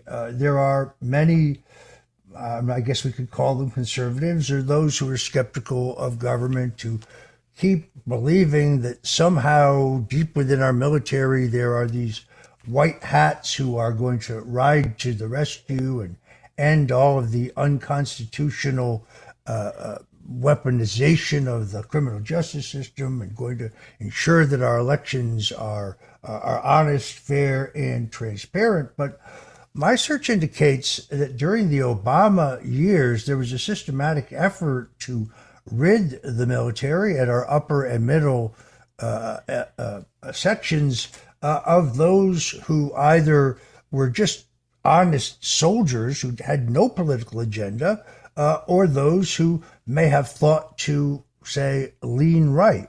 Between that and, of course, the COVID-19 vaccination, I'm not even sure that America could fight one war, never mind two. What are your thoughts? Well, I think you're onto something that's very important. The American military establishment reflects, to a large extent, the state of affairs in our society. We talk often behind closed doors about societal cohesion. In other words, the ability of the society to pull together in the event of an emergency, whether it's a natural disaster or you actually have to fight. Our societal cohesion today, Roger, is at an all-time low. We're a thoroughly tribalized society. No one wants to admit it. No one wants to talk about it. But we no longer talk about Americans. We talk about communities. We talk about the black community, the Latino community, various Asian communities. There is no discussion of white community. That never really comes up because people generally regard them as Americans. And the real question is, what about the rest? How many of them are Americans? And that's something that I think we have to address. We've had tens of millions of people come into this country in a very short period of time, not just the mass migration under Biden, which of course is catastrophic because it's also heavily involved in rising criminality in the country and human trafficking, child trafficking, and so forth. But over the last 30 or 40 years, we've had tens of millions of people coming in. We haven't been able to assimilate them. We haven't even been able, in many cases, to effectively integrate them. And this is a problem that you see in the American military. Now, since you mentioned Obama, and that's indisputably the case, but there is not only a low standard of discipline, inadequate discipline, in my judgment, for any military establishment to succeed on the battlefield, but the senior leadership is very unprofessional. It's not a new phenomenon. We made big mistakes after 1991. A famous philosopher once said, "War makes the victor stupid." Well, after 1991, we were very stupid. We essentially ignored the military. We poured money into it. We made it smaller. We bought expensive toys for it. But we ignored all the changes and adaptations that were required after 91 to make it a modern and effective military establishment. Well, now it's also politicized. And you are spot on. Anybody in the senior ranks today would not be there if they had expressed any opposition whatsoever to a whole series of very dumb ideas. The very notion that you would promote people, whether they're being promoted to senior enlisted rank or senior officer rank, on the basis of demonstrated character, competence, and intelligence is out of the window. It's whether or not you go along. So what we've cultivated in the leadership ranks is essentially a group of windsocks. They'll do whatever you tell them to do. Now, what does that mean for us inside the country? It means that we don't have a professional military establishment that's ready to go forward and defend the state and the American people here at home. It's a very mixed bag. And we're not sure exactly what would happen with the National Guard, although I would argue that in the sense of societal cohesion, we're probably stronger in the Guard at the moment than we are in the regular armed forces. So we're not prepared to fight. And this is another issue that has to be addressed. And this is why, I'm arguing against getting us involved in a major war in the Middle East or anywhere else right now, because we are at a weak point, not a strong point. The armed forces are not adequate. They're not ready. They're not organized effectively. And if we've learned nothing to this point, we should learn that the Russians have adapted brilliantly. And their adaptations are being embraced by all of the people watching them. We're far behind in that routine. We could end up looking as bad as we did in 1939 when the Germans invaded Poland, the way things are headed. Now, the good news is nobody really wants to fight with us. We're the ones poking everyone in the eye right now, which means that someone like President Trump, if he wants peace, he can make it because people don't want to fight us. And that's what we really need, because the war we need to win is the war for our country here at home. And that begins with border control. It begins with restoring the rule of law. It begins with getting all of these illegals out. And we simply tell them, look, you leave voluntarily in 90 days, register with us. When the economy improves and our society is more stable, we will contact you and you can come back. But if you don't voluntarily leave, you're going to be incarcerated and you will be forcibly deported. Your private property will be confiscated and your employers will be punished.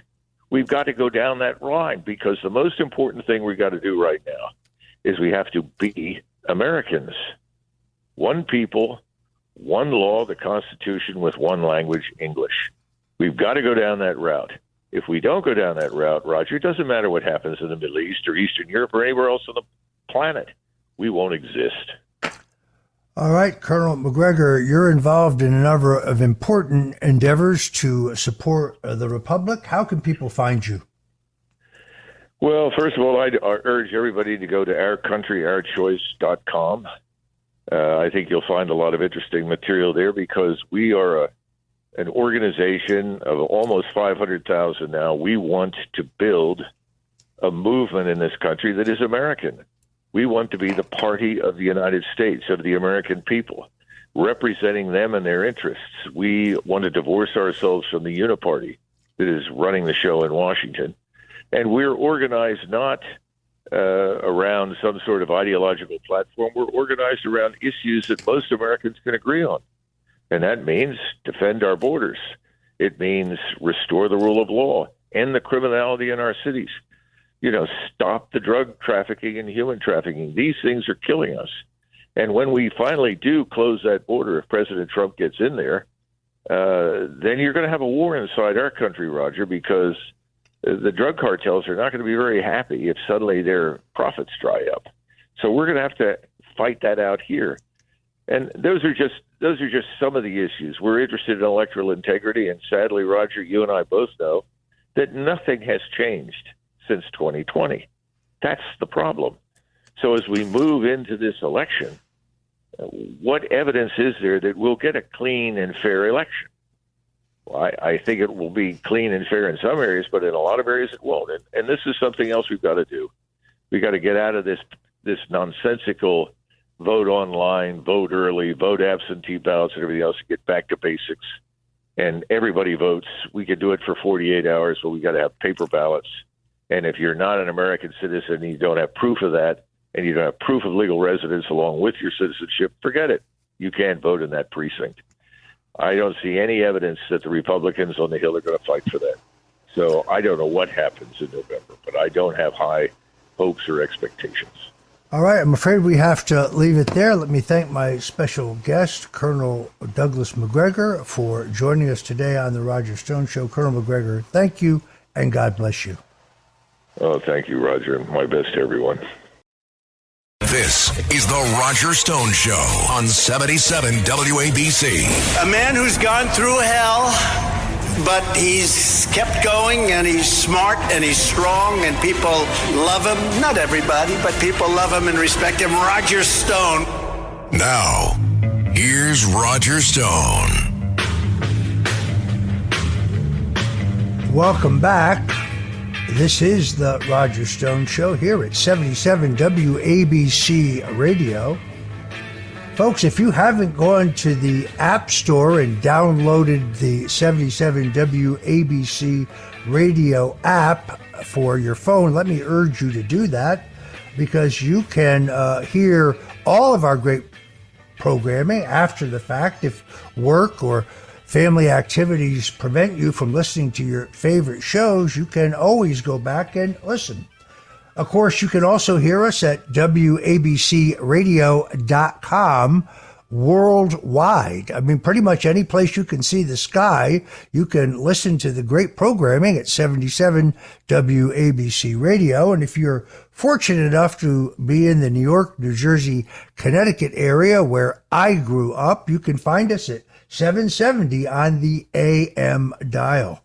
Can't even begin to tell you how privileged I am to be in the 77 WABC radio family, because, well, I listened to Cousin Brucey and Dan Ingram on 77 WABC when I was in high school at John Jay High School in Katona, New York. I remember tooling around in my 1965 yellow Volkswagen convertible Bug that I paid a whole $550 for. Had 22,000 miles on it when I bought it. God, I love that car. If I owned it today, it would be worth a couple $100,000. Joining me now is Mike Crispi.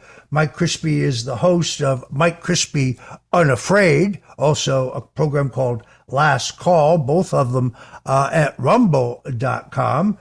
but he is also a Trump delegate to the recent Republican National Convention from New Jersey, a leader in the America First movement in New Jersey, and he is also on the board of the Italian American Civil Rights League. Mike, you made the press this past week. I read this story multiple places. You had some pretty stout criticism for vice presidential candidate Tim Walz. Yeah, Roger, first of all, it's an honor to be with you, and it's an honor to be on WABC. So Tim Walz, I mean, it's the worst of the worst for many reasons. The guy lies about everything, not just his stolen valor. He was lying about the types of tacos that he eats with Kamala Harris, calling it white guy tacos. The guy's a mess. But what we called out at the Italian American Civil Rights League was the fundamental, essentially, disqualifier for Tim Walz, I think, for so many Americans in this country, millions of Americans, who look at a guy like Tim Walz, they look at a candidate like Kamala Harris, and they say, do you want to erase America's history? Particularly, do you want to erase the history of the proudest symbol of Italian Americans in this country, and that's Christopher Columbus? You know, Roger, it's amazing to me how, all the leftists like to pander to every single group and every single interest, and they do all these, think tanks and studies and meetings and roundtables, except for Italian Americans. So it's a great source of pride in our community, our Christopher Columbus statues.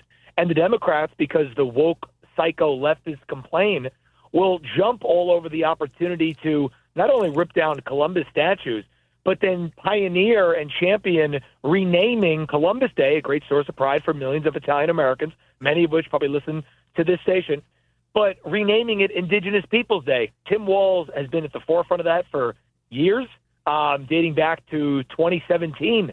I saw his most recent comments on it. So he allowed the statues to come down. He wanted to change, the name of a holiday that's so near and dear to so many of us. I think it's so disqualifying, Roger. He is so bad on so many levels.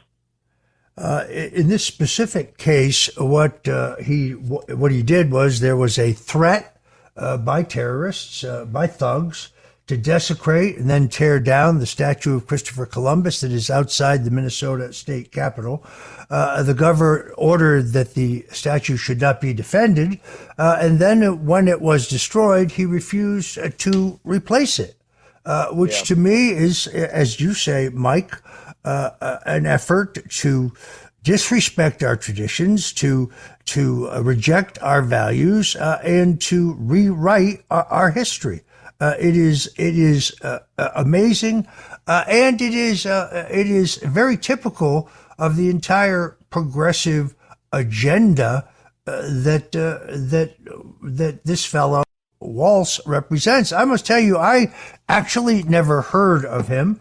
I have a really good friend who's a big Democrat, very plugged into Democrat circles. And when everybody else was telling me that the vice presidential nominee would be Josh Shapiro, he insisted, no, in the end, it would not be Shapiro. Even though the idea, of course, was that Josh Shapiro, as the governor of Pennsylvania, would tip that battleground state, which is crucial to Donald Trump's election, to the Democrats. And I said, okay, well, then surely it will be Mark Kelly of Arizona. My Democrat friend said, no, it won't be him either. His partnership with a Chinese communist company that makes the surveillance balloons, kind of like the one that Joe Biden let float all the way across America, including over our most secure military base, which is where I believe our missile launchers are in Montana, before finally shooting it down over the ocean, the Atlantic Ocean, after it had presumably already downloaded all of its surveillance data by computer to Beijing. And my Democrat friend turned out to be right about that. He said the nominee will be Walz. I had never heard of Walz. The first time I tried to look him up, I misspelled his name on the. It was actually on Google. I had never heard of this guy, but he seems to be the gift that keeps on giving. I mean, one of the great American imports of the 20th century were Italian-American immigrants. Our ancestors, because Stone, as you know, is a name plucked out of thin air by some clerk on Ellis Island. My grandfather's name was Corbo when he came here, Corbo. It's a bastardization of Corvo, the town in Sicily that my people are from. Italians who are now Italian-American, fled here to escape failing economies and hunger. Our ancestors fled to escape discrimination. No matter the reason, each of our families traveled to America seeking the American dream. And I hate to say it, but Tim Walz seems to want to erase and disrespect all of that. 100%. I mean, Tim Walz, it came out that he had been essentially cutting a deal with the devil. He cut a deal with pro-Hitler radical Islamic terrorists in Minnesota to give him a voting block so he can get up and get elected. This guy doesn't represent American values. This guy doesn't represent what the Democrats like to say he is. And when it comes to Italian-American immigrants, I mean, the difference with Italian-American immigrants and the people that are coming in the country now, because the Democrats love to say that line, is that Italian-Americans worked hard to build this country. We came in, we worked hard, we faced discrimination. The biggest mass lynching in this nation's history, Roger, you know this, it was Italian-American immigrants in the state of Louisiana. So we have been through a lot as a group, but the reason that we don't pander and go to the leftist cause and go with the Democrats is because we pick ourselves up by our bootstraps. We work hard, we build something, we build our communities, and we make an impact. And everybody who wants something for themselves, wants to build something for themselves, obviously, at the end of the day, aligns with the Republican Party. So that's what the Italian-American cause has been, and Tim Walz is so bad for it. And I got to tell you, Roger, I was in East Harlem this past weekend at the Giglio Feast. It was an amazing, right outside of Rayo's there, 114th Street in that vicinity.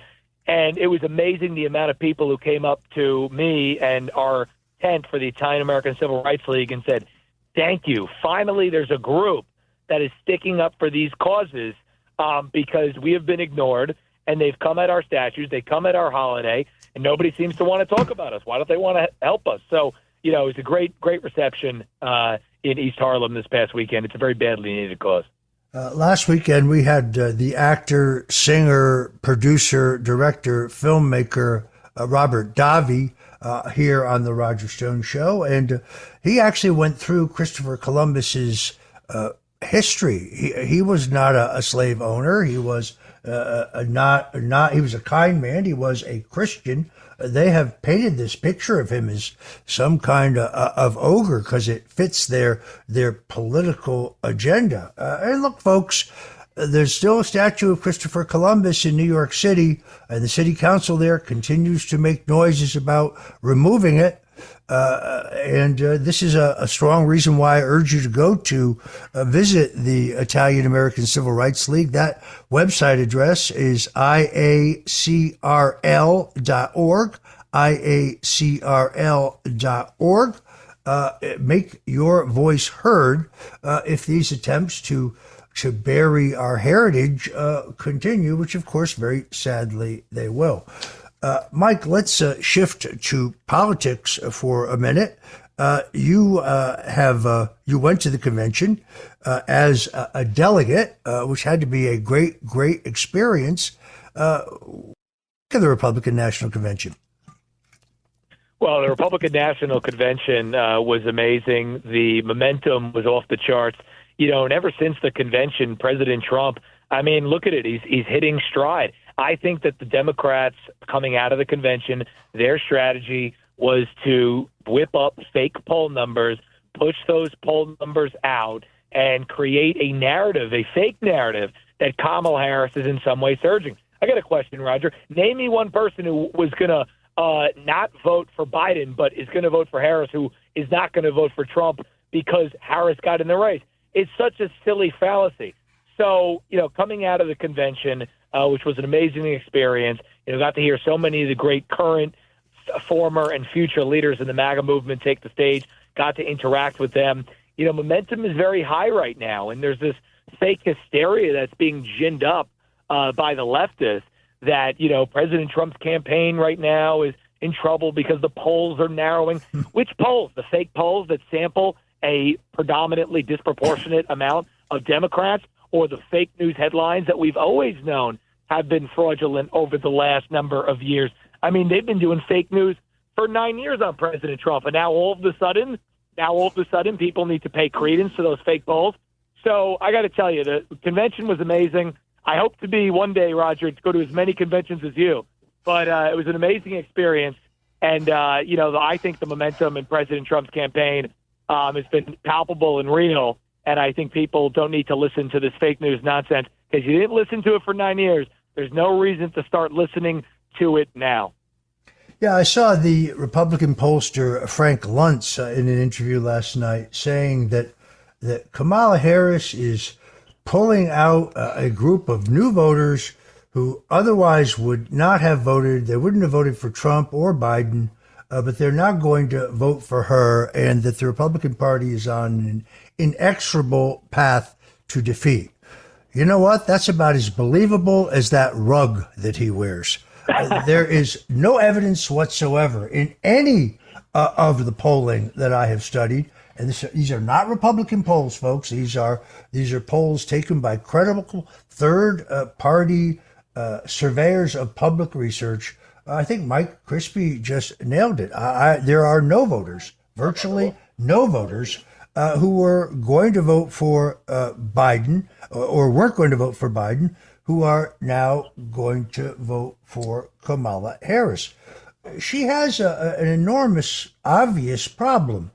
It's now been weeks since she became the putative nominee, since they announced that she had enough delegate votes in their upcoming convention, delegates that nobody voted for, because her name was never on the ballot in any primary or caucus. This has been a completely non-democratic process in terms of her selection. She was anointed, clearly, as we now learn, after Nancy Pelosi bludgeoned Joe Biden out of the race. Joe Biden is many things, but he is a proud man. He's a man with a substantial ego, and he's clearly not a quitter. He's come back to contend for the presidency even when he's in ill health, which I think is kind of obvious. He tried several times to run for president. He was bitterly disappointed in 2016 because he thought, well, he had been 8 years as vice president under Barack Obama. It was most certainly his turn. But Obama told him, no, Joe, you're going to have to wait. It's not your turn. You're not running. Hillary Clinton is going to be anointed. And then an excellent video I saw put up actually by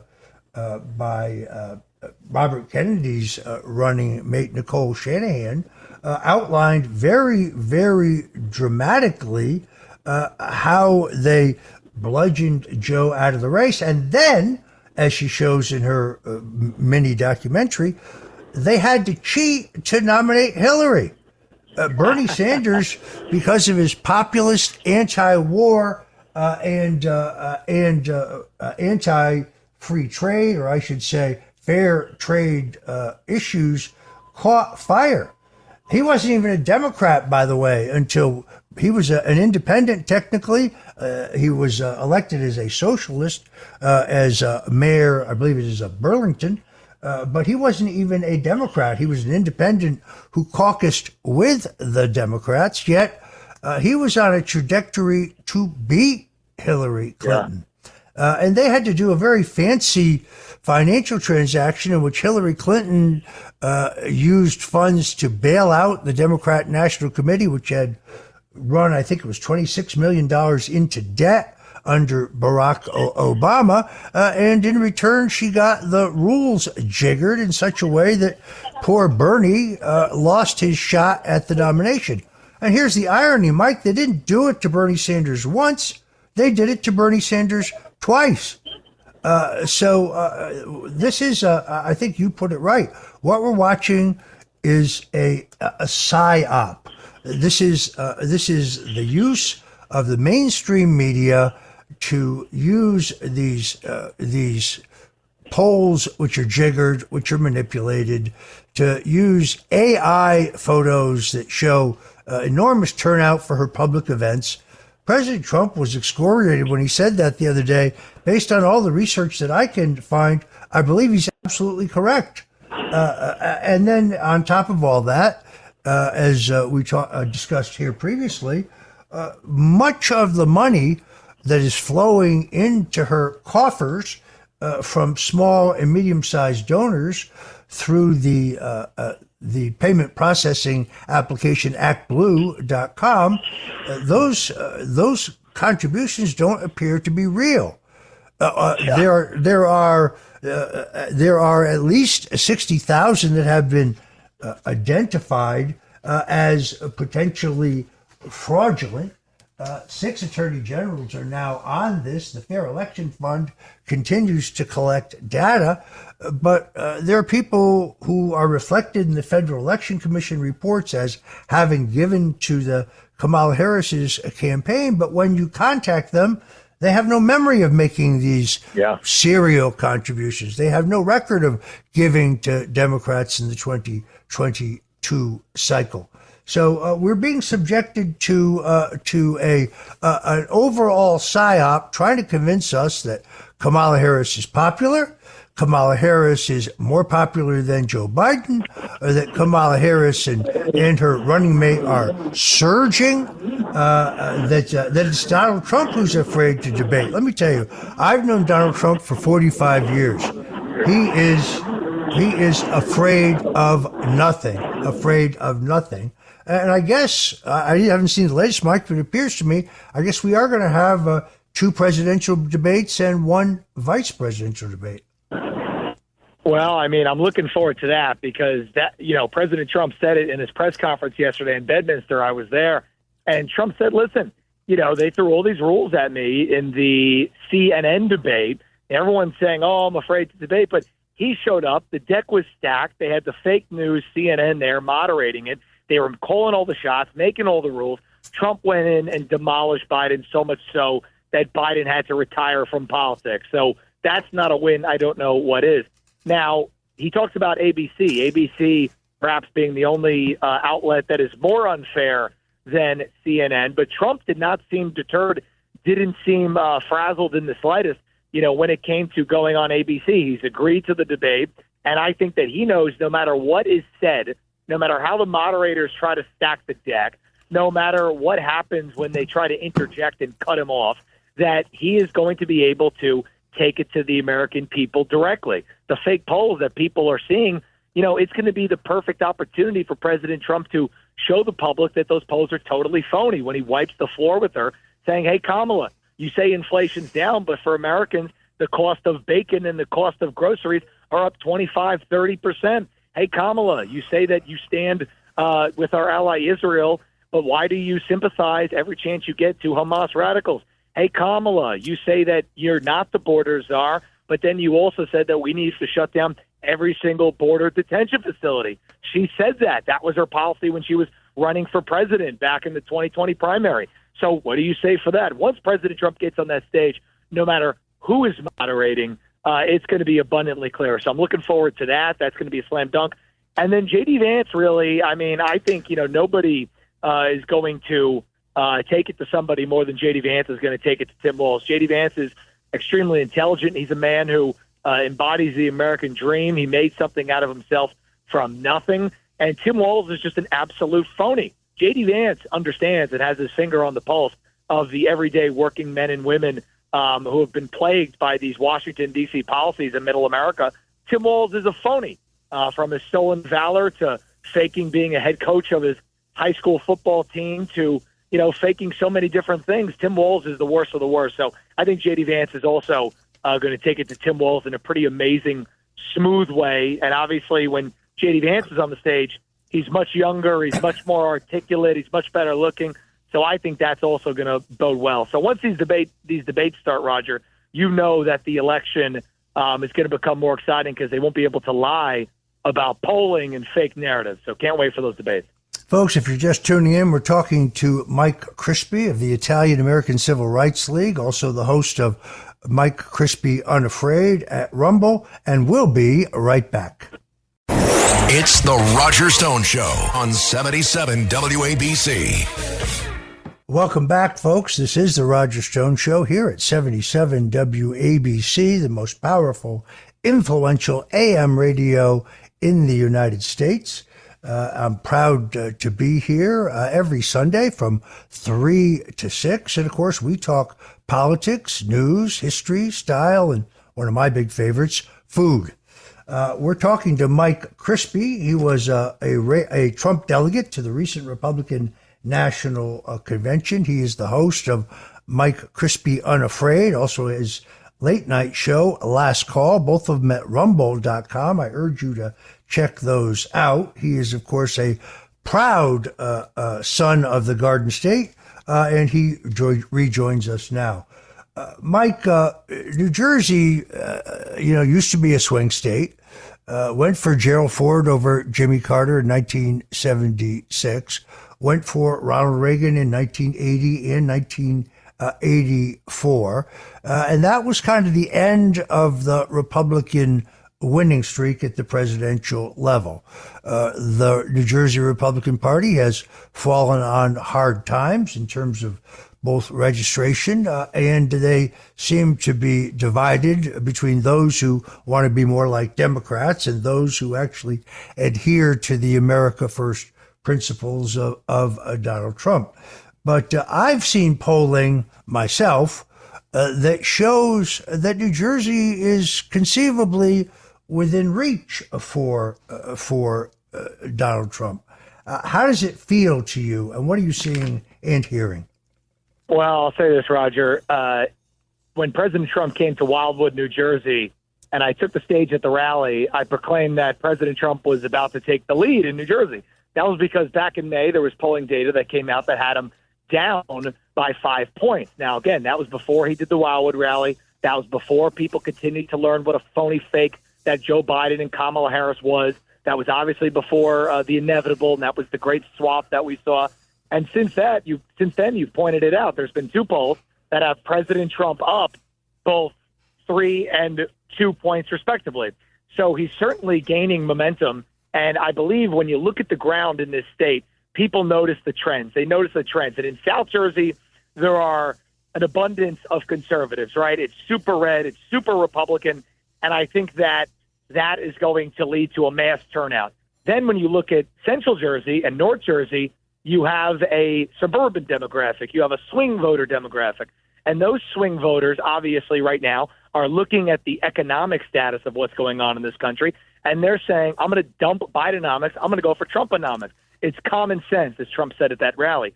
So I believe that's going to happen. And then in the more urban areas, Patterson, Hudson County, Trenton, you have a situation where Trump is peeling off 5, 10, 15% of the inner city urban vote. And I think that's not to be dismissed or overlooked, because when he does that, he's pulling in, a lot of new votes that Republicans haven't had in a very long time.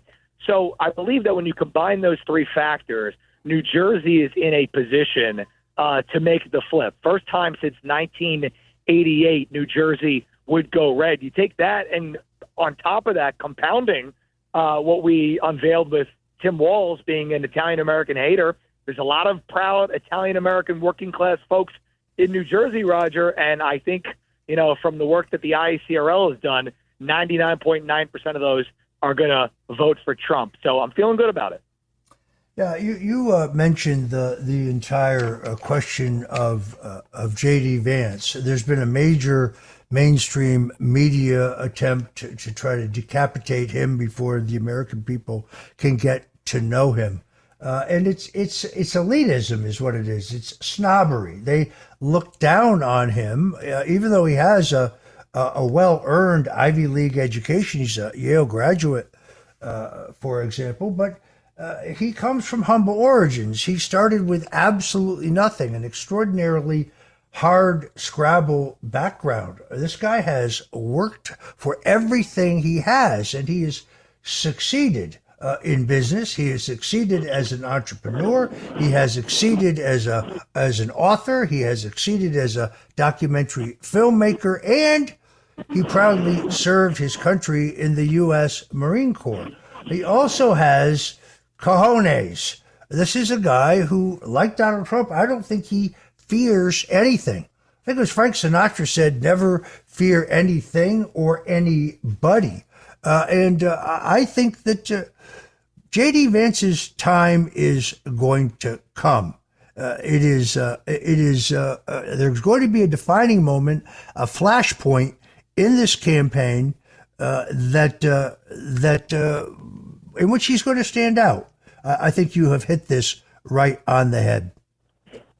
Yes, J.D. Vance, he's, I think, the sleeper right now. You know, we've seen him do rallies, we've seen him do events, but I think once he gets up on that stage against Tim Walz, I think people are going to see the contrast. Everyone always says, these candidates are too old. These candidates are too old. You know, that's something that you always hear. Obviously, President Trump has the vigor and the energy of somebody 20 years younger than him.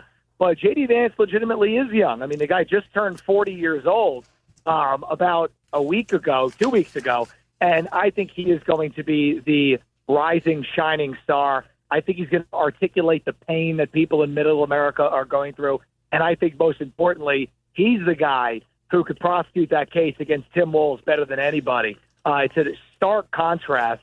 And I believe that he is going to manhandle Tim Walz in that debate. And that will put to rest anybody talking about the selection. I thought it was a great selection. And Trump, went with his instincts, and I believe it was the right instinct. And the public is going to know that as soon as they get on the stage. Yeah, I agree.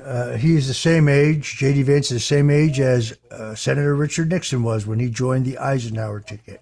All right, I'm afraid we're out of time. I want to thank my friend Mike Crispi. You can check him out at Mike Crispi Unafraid at rumble.com. Also, Last Call at rumble.com. He has 2 great shows. Mike, thanks for joining us today on The Roger Stone Show. Thank you, Roger. Always an honor. Appreciate it. I'll talk to you soon. Richard Nixon. Well, I'm not a crook. Ronald Reagan. Tear down this wall. George W. Bush. I can hear you. The rest of the world hears you. And Donald Trump. And a friend of mine for a long time, he only likes politics. If you ask him about how are the Yankees doing, he has no interest. If you ask him almost anything, he likes politics, and he's a professional at the highest level. Roger Stone. All of these presidents relied on one man to secure their seat in the Oval Office. That man is Roger Stone. This is The Roger Stone Show on 77 WABC.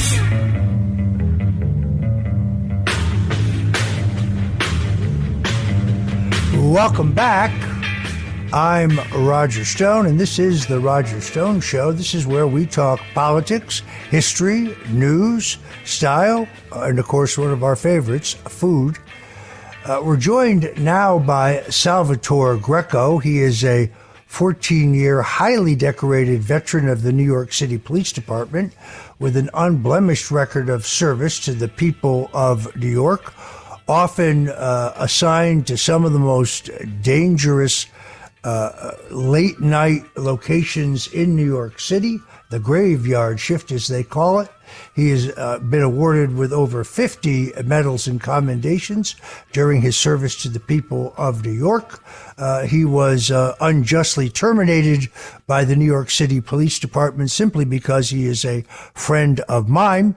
And he currently has an ongoing lawsuit against the New York City Police Department and some of the leadership there. A lawsuit, I might add, that the city has moved twice to have dismissed and has been overruled.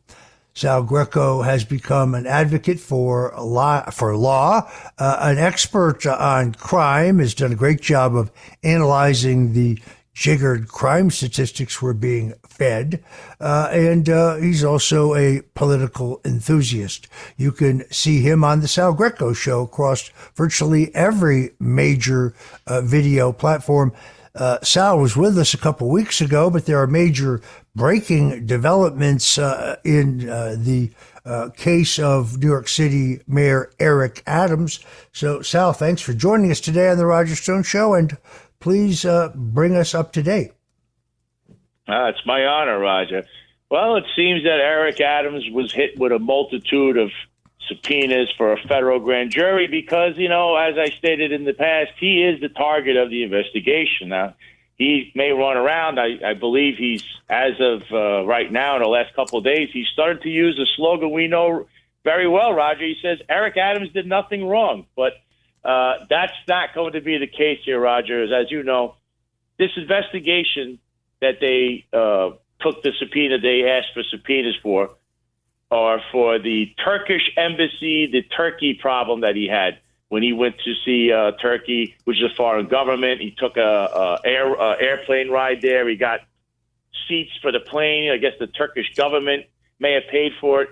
But the issue here was that an FDNY whistleblower was the one who presented a civil lawsuit last year that started this inquiry. And his claims, his allegations were that they sped up the inspection for a Turkish embassy in New York City, which would be against the rules of, how this works. They can't just make a phone call and they all of a sudden get their inspection done and they're open, because that's corruption, Roger.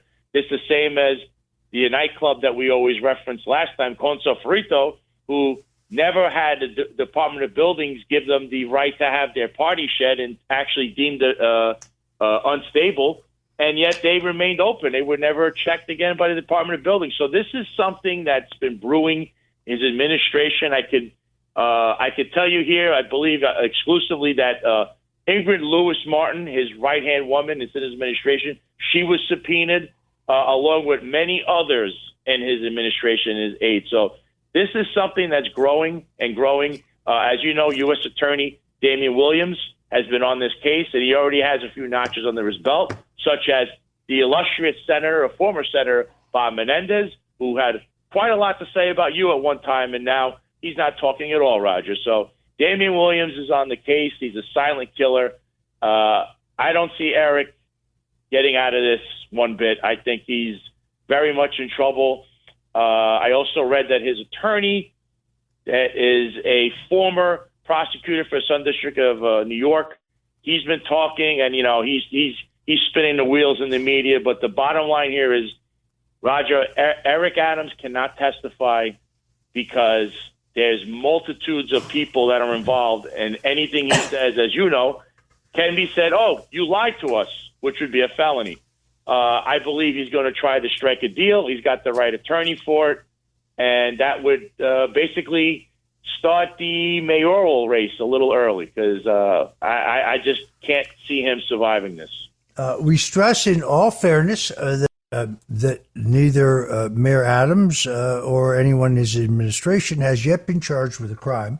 Although the mainstream media seems to write that this is inexorable and is coming his way. In the case of Officer Sal Greco, I can certainly understand your indignation about the current situation. You were terminated for violating a New York City police regulation that says that officers cannot associate with those who it can reasonably expected to have been or in the future be involved in criminal activity. By the way, notice there's no mention of a convicted felon. That's a perfectly fine regulation if it was applied evenly to everybody. But Eric Adams, when he was a captain in the New York City Police Department, he's written a book about it. He provided private security for Louis Farrakhan, for Mike Tyson, both of them convicted felons, and therefore I think it could be argued have in the past engaged in criminal activity.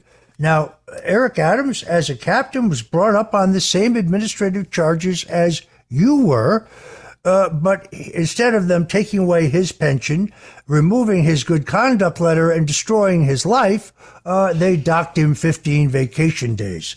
Why the different application of the regulations? We had an incident recently in which a New York City police officer sent a virulent anti-Trump post on social media. But Eric Adams said that no, nobody in his administration will be admonished for that.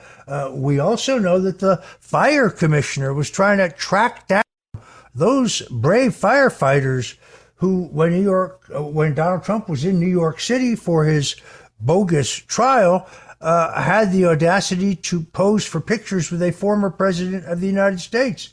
They intended to fire these people. And then, of course, you have his own police commissioner, Ed Caban. He was one of those who partied at Consafrito, and therefore he came in contact with convicted felons, those who it can reasonably assume have in the past and will in the future, or might in the future, engage in criminal activity. So why hasn't he been terminated? All we're really asking for here is equal protection under the law. That's right, Roger. We just want things to be fair. No more arbitrary rules where, certain rules apply to one and not the other. I mean, we see that all the time in politics as well. And it has to stop. I mean, here we have this nightclub, which is having this is their final hurrah, by the way, this weekend. They advertise they're having a party all weekend long. I mean, the brother, Richard Caban, is facing a contempt of court hearing. He's thumbing his nose at the court. You shouldn't be doing this because this is going to be brought up, but the rules don't apply to them. I mean, the Department of Buildings they only have occupancy for 200 people. I mean, that's what it states in this article. Yet, the buildings department says they don't have any problems with the place, but they had an illegal shed and they never enforced anything there. The New York City sheriff goes there. Instead of enforcing things, he's partying with them. I mean, this is the kind of rules. The rules don't apply to the average Joe in New York City. They don't apply to these people. They only apply to the average Joe. That's what we're seeing. And by the way, Roger, that I saw something. You mentioned my case, and it's something that I want to bring up publicly here. I had a small file of discovery in my case, and I just want everyone to know that they violated a court order because in that file are many sealed records and documents in regards to you, Roger. And right now, my own lawyer is digging through this to see if you have a case. Because how is it that the New York City Police Department accessed your sealed records in my case where it has nothing to do with what they were saying I did? They had a problem that I was associated with you. What does having your sealed records have to do with that? There's a problem in the New York City Police Department, Roger. It's bigger than Eddie Caban, who should be terminated and should walk off the job as we speak. Well, the New York City police sergeant who conducted this investigation broke the law multiple times. First of all, when he approached your cell phone provider to get your records, he was first denied. Then when he came back to him and said that this was a criminal narcotics case, he got your records. There was never any accusation of involvement with narcotics. Sal, you don't even drink.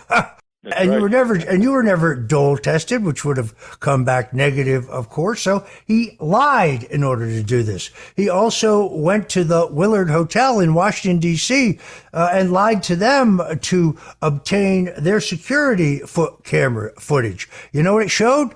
Nothing whatsoever. That's what it showed, because neither one of us was at the Capitol on January 6th, and we have no involvement in the activities there. In fact, in your case, one of the Oath Keepers, the guy who actually delivered a suitcase to my room, so that way they can say, oh, he was in Stone Suite. Well, if he was, it was for less than 3 minutes, and I didn't speak to him. But Joshua James, who I believe actually comes up for sentencing because of his conviction for insurrection, something I am not involved in and know nothing about. He testified under oath in your administrative trial to say exactly that. Neither Stone nor Greco were involved in, condoned, or were aware of in any way any activity that we engaged in at the Capitol on January 6th. It's there under oath. But of course, that will never get reported. This is all entirely, in my opinion, all based on guilt by association. That's why they have tried to destroy your life, and it is we are politically incorrect. Meanwhile, New York City is falling apart at the seams. We have an invasion of illegals. There are now, I believe, there are five-star luxury hotels in Manhattan that have been converted to be shelters for illegals. The Roosevelt Hotel, which, by the way, is on the list of national landmarks, was once the political headquarters of New York Governor Tom Dewey, New York Governor Nelson Rockefeller, New York City Mayor John V. Lindsay. They all had a suite of offices there where they met. It was longtime headquarters of the New York County Republican Committee. It was considered one of the elite hotels in New York. Today, it is not only a migrant shelter, but it is a site virtually every single day of violent crimes being committed in the lobbies, in the hallways. It's a travesty. And this is what New York City has come to. I remember New York City under Rudy Giuliani.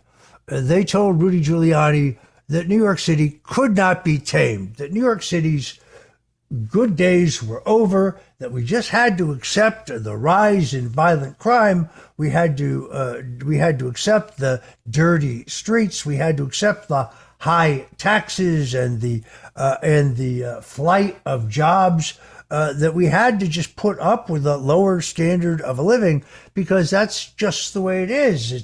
It's modern. And Rudy Giuliani, one of the greatest mayors in New York City history. And frankly, because Mayor Bloomberg continued many of the smarter policies of Mayor Giuliani, New York City was more stable, cleaner, and much safer. Those days are sadly gone. Sal, let me ask you this. The New York City Police Department keeps posting numbers that show that crime in every category under this administration is going down. What do you say about that? That's a complete farce, Roger. I mean, you could check by going to Sam Antar, formerly known as Crazy Eddie, his X page, and every week, day by day, he breaks down that actually violent felonies are way up. Ever since Eric Adams became mayor, under his administration, violent felonies are up 33%. I don't know where he's getting his numbers. You could basically cherry pick your way through anything if you want, especially in a short amount of time. But Roger, right down the street from Gracie Mansion, in 1 week, he had a shooting and a rape. I mean, I worked in Coney Island, the 60th precinct, and then as it was exclusively reported here on WABC by our friend Curtis Lee, who's on the case here, that there was a vicious rape by two illegal immigrants, one that had raped and was convicted of sexual assault a year prior and was released from prison somehow. I don't know how that is and how he's not a registered sex offender. They viciously raped this woman right near the boardwalk, Roger, on West 16th and Surf. This was a place that I personally, with the inspector of the precinct at the time, the 60, William Taylor, a great friend of mine, him and the rest of us worked hard to drive crime down in Coney Island. And now we're taking rapes. They're taking rapes right at 9 o'clock at night where anyone can see.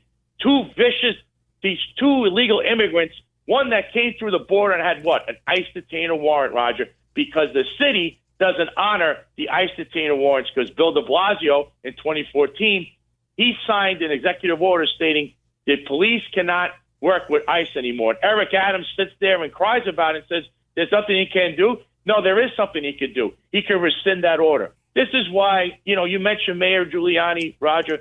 We need Curtis Lee as the mayor of New York City. Curtis is all over these issues. And, Eric clearly, his head is in another area.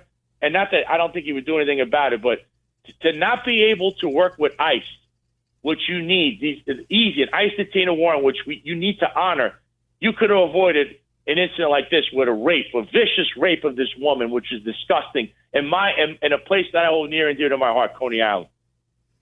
It is certainly the old New York that I love, the New York where you could go to anniversaries and birthdays and special occasions at the 21 Club, but you could go to the Clam Bar underneath Grand Central Station.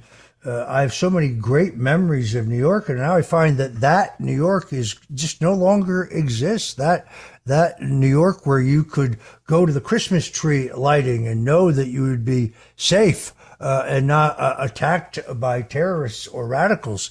That New York City just seems to be entirely gone, and it's an incredibly sad and heartbreaking thing. When we come back, one of the things I want to talk about is the proliferation and availability of marijuana in New York City. My father, when he was dying of cancer, benefited extraordinarily from medicinal marijuana. It restored his appetite. It helped with the horrific pain he was suffering. So I've seen the medicinal benefits myself.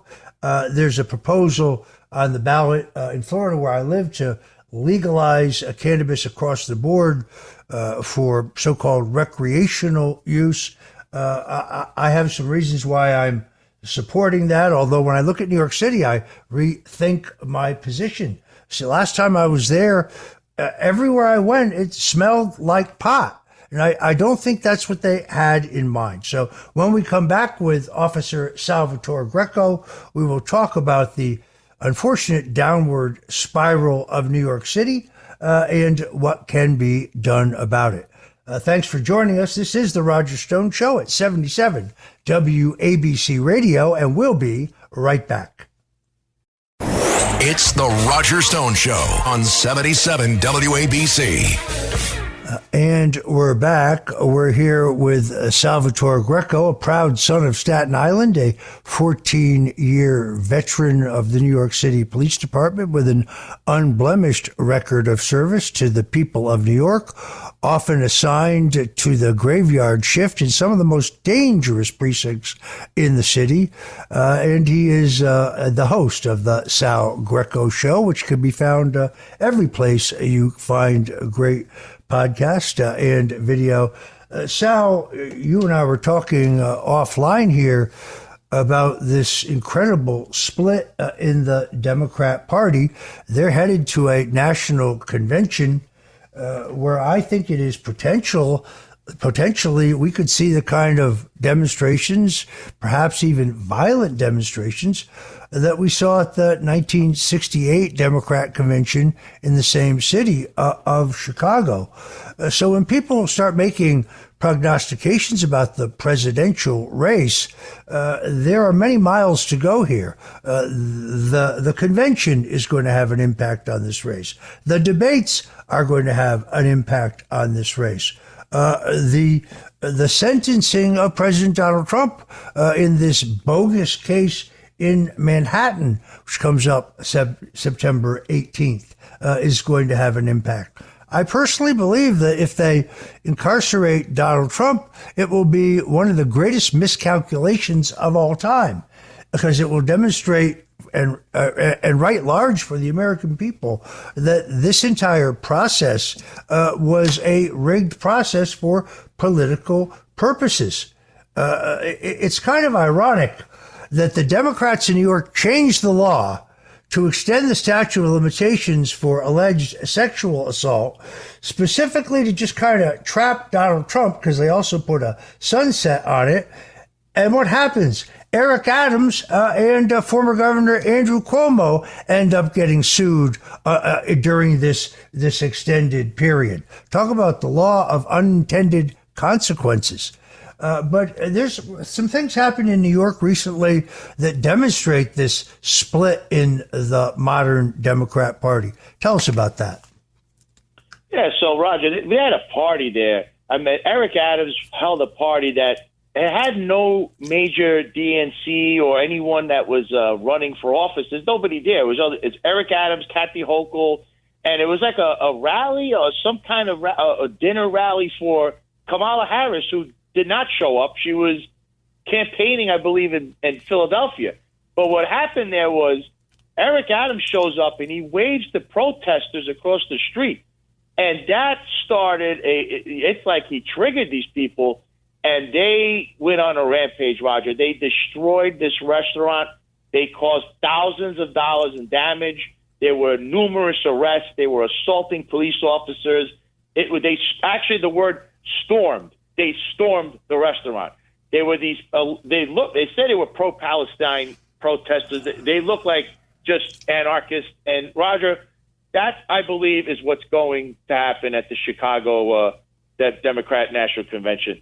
Those are the people that are going to besiege that town. And what you saw happen in New York City just 2 days or 3 days ago when he had this party is going to happen in Chicago, Roger. It was out of hand. And, of course, the police department, Eric's going to pout his chest and say, we did this and we arrested these people and I'm a patriot and blah, blah, blah. But they never go after the people that are the organizers. Always the low-hanging fruit. It is indeed. We just pray for equal protection under law and the end of the two-tiered criminal justice system. Also for the safety and prosperity of New Yorkers. We can have it again. Our problems are not insoluble. It just takes strong, honest leadership at all levels. Sal Greco, a proud son of Staten Island, a 14-year veteran of the New York City Police Department. Where can people find you online, Sal? Sure. So you can find me on X. I'm at the Sal Greco. The same on Instagram. I do have True Social. That's at Head of the Table. And on YouTube, Rumble, it's at the Sal Greco Show if you want to see my show. And also I'm on major platforms like Spotify, Apple, all those the podcast streaming services. You can find me there. And I talk about the same things you just heard me talk about now. And, I'm here just raising awareness because I do care about New York City and especially the taxpayers. You deserve better. And you just need a little bit of information and you can make a well-informed judgment of who you should be voting in. And, of course, for mayor, I don't know what's going to happen. I could just hope for the best. But upcoming, whoever it may be, I would cast my vote for Curtis Leawood. That's what I would do if I was still a New York City resident. All right. Well, Curtis Lee was clearly paying for lunch. All right. We have to leave it there. Thank you, Sal Greco, for joining us today on the Roger Stone Show. Thanks for being with us, folks, on this great Sunday afternoon. Don't touch that dial, though, because my good friend Joe Piscopo, a guy who has quite a set of pipes himself, well, he'll be right along in just a moment with Sundays with Sinatra.